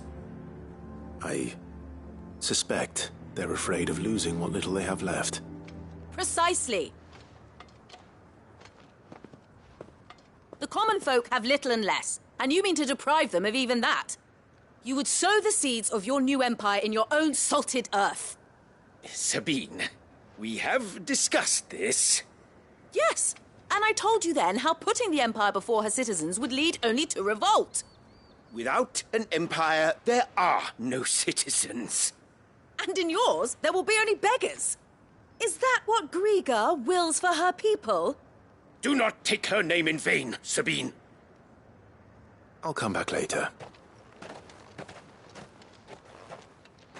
A citizens' revolt. I wonder what the people really think of the Duke's plan. It wouldn't hurt to ask them, I suppose. Let's begin with those on the other side of the wall.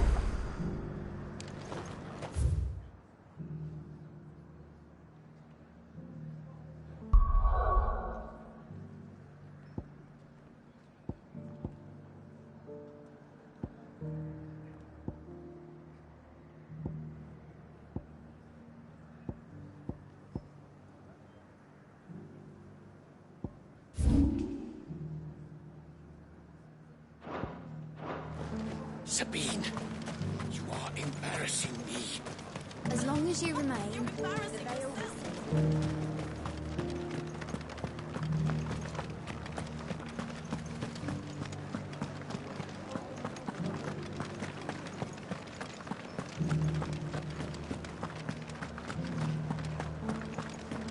There were ghosts at the gate not days ago.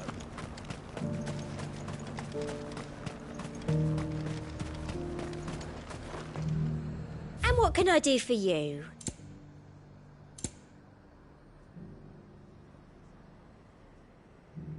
I'll be here if you need me. I've been hearing a lot of talk about a certain Duke. Nothing good, I'll wager.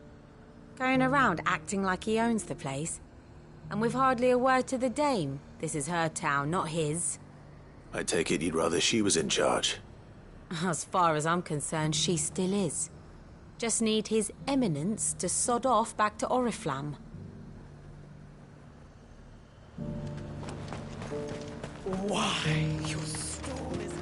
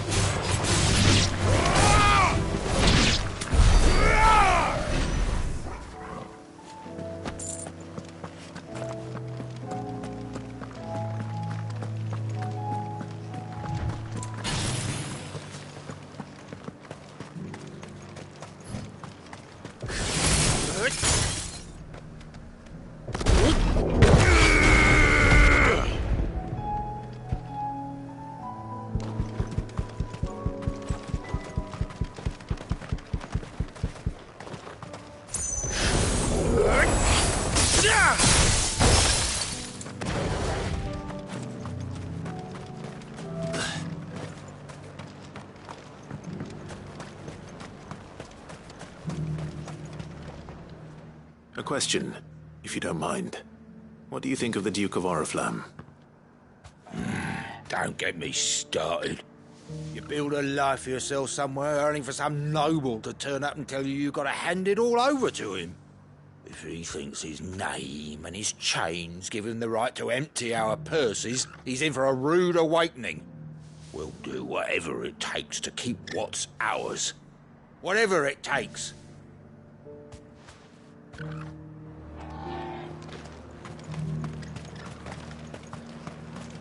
I heard the dame got an icon to rid the meadows.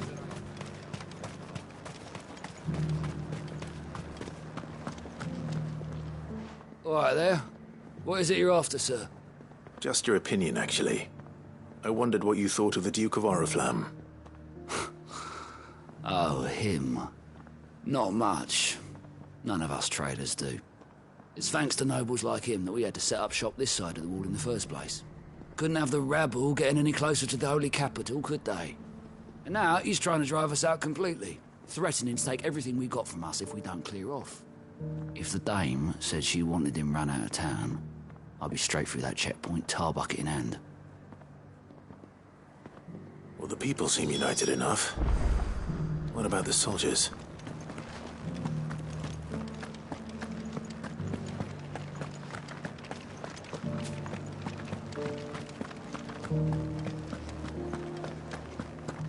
Those things I said before. Excuse me, do you have a moment? I wondered if you'd mind sharing your thoughts on the Duke of Oriflamme. Well, he's made a lot of enemies coming in the way he did. But I mean, look around us. You can see the state the realm's in. The traders might not like having the screws put on them, but if they volunteered a few more of their hard-earned gil before things got bad, maybe they wouldn't have to. I think the Duke's got a point when he says rebuilding the Empire's the best way of making sure we're all protected. And if that means people who don't know one end of a sword from another have to make way for those who do, well, that's just how it goes.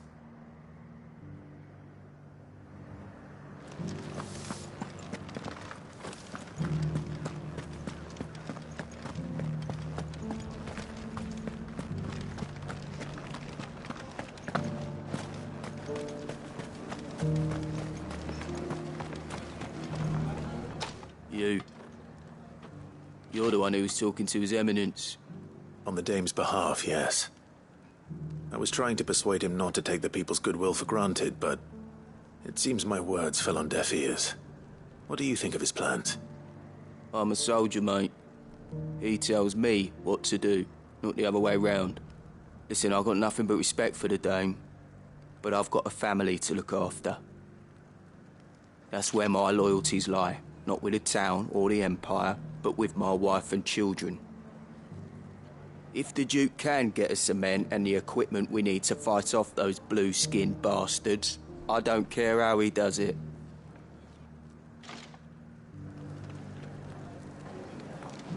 I left everything. As long as you remain, the veil will see to your needs. Where am I to go?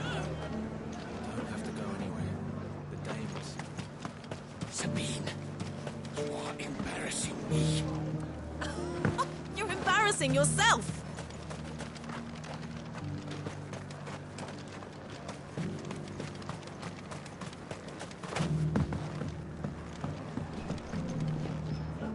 I hear the Duke of Oriflamme plans to turn this town into some sort of fortress.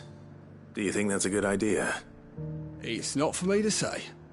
All I know is that unless the Emperor orders me otherwise, His Eminence's word is law. Look, no one likes all these taxes and tariffs, but empires don't come for free.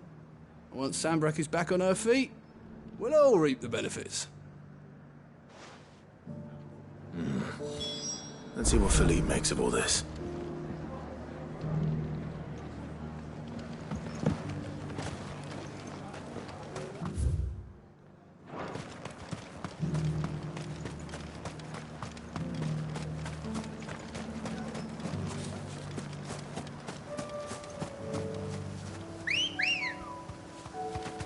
Come on. Run like the wind.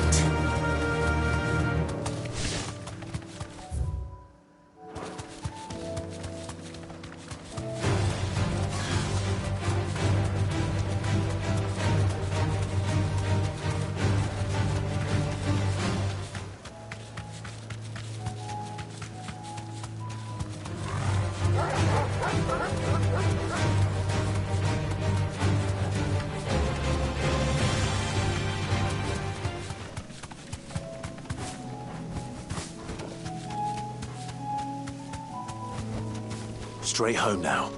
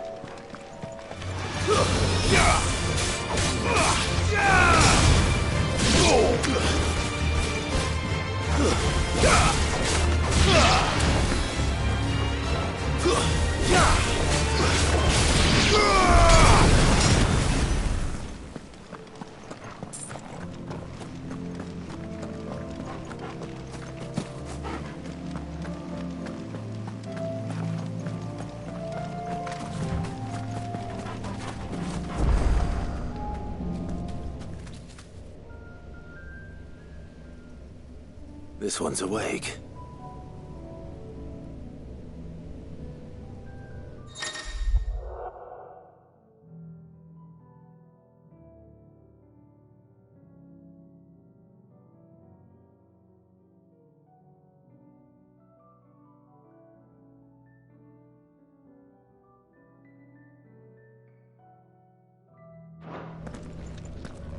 Let's see what's inside.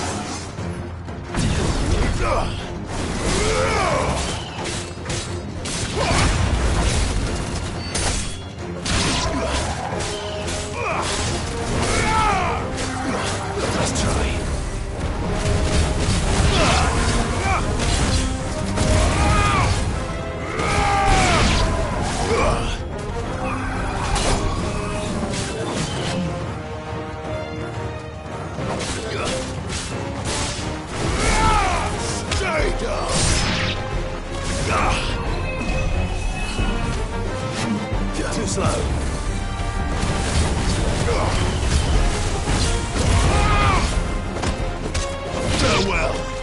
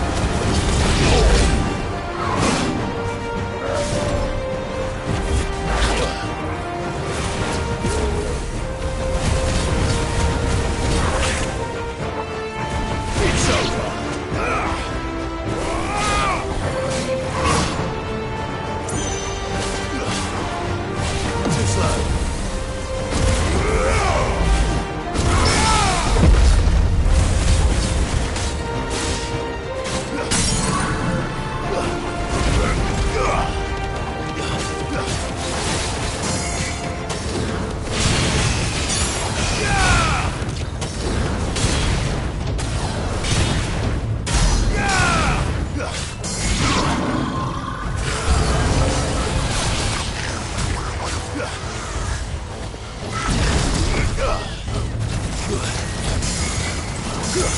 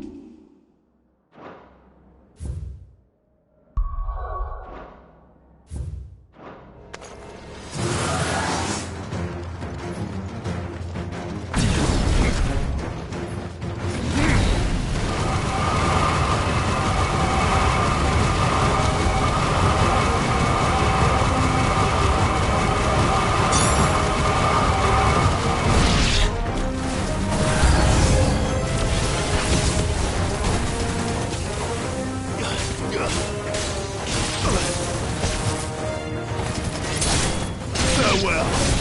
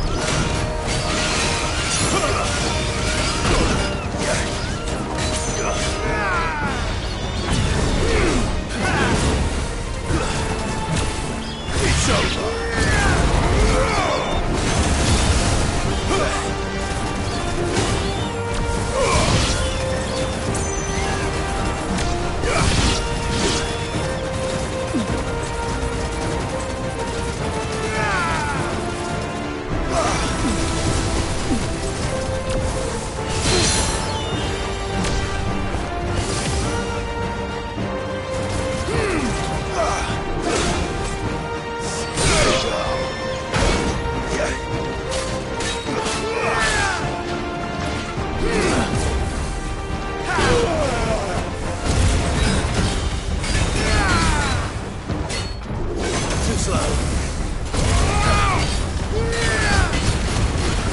Nice try.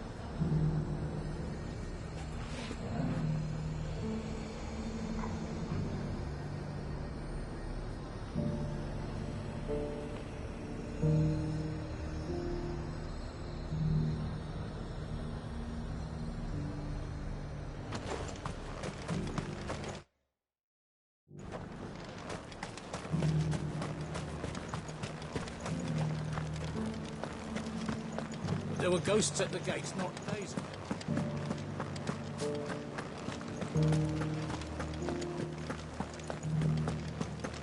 Those things I said before.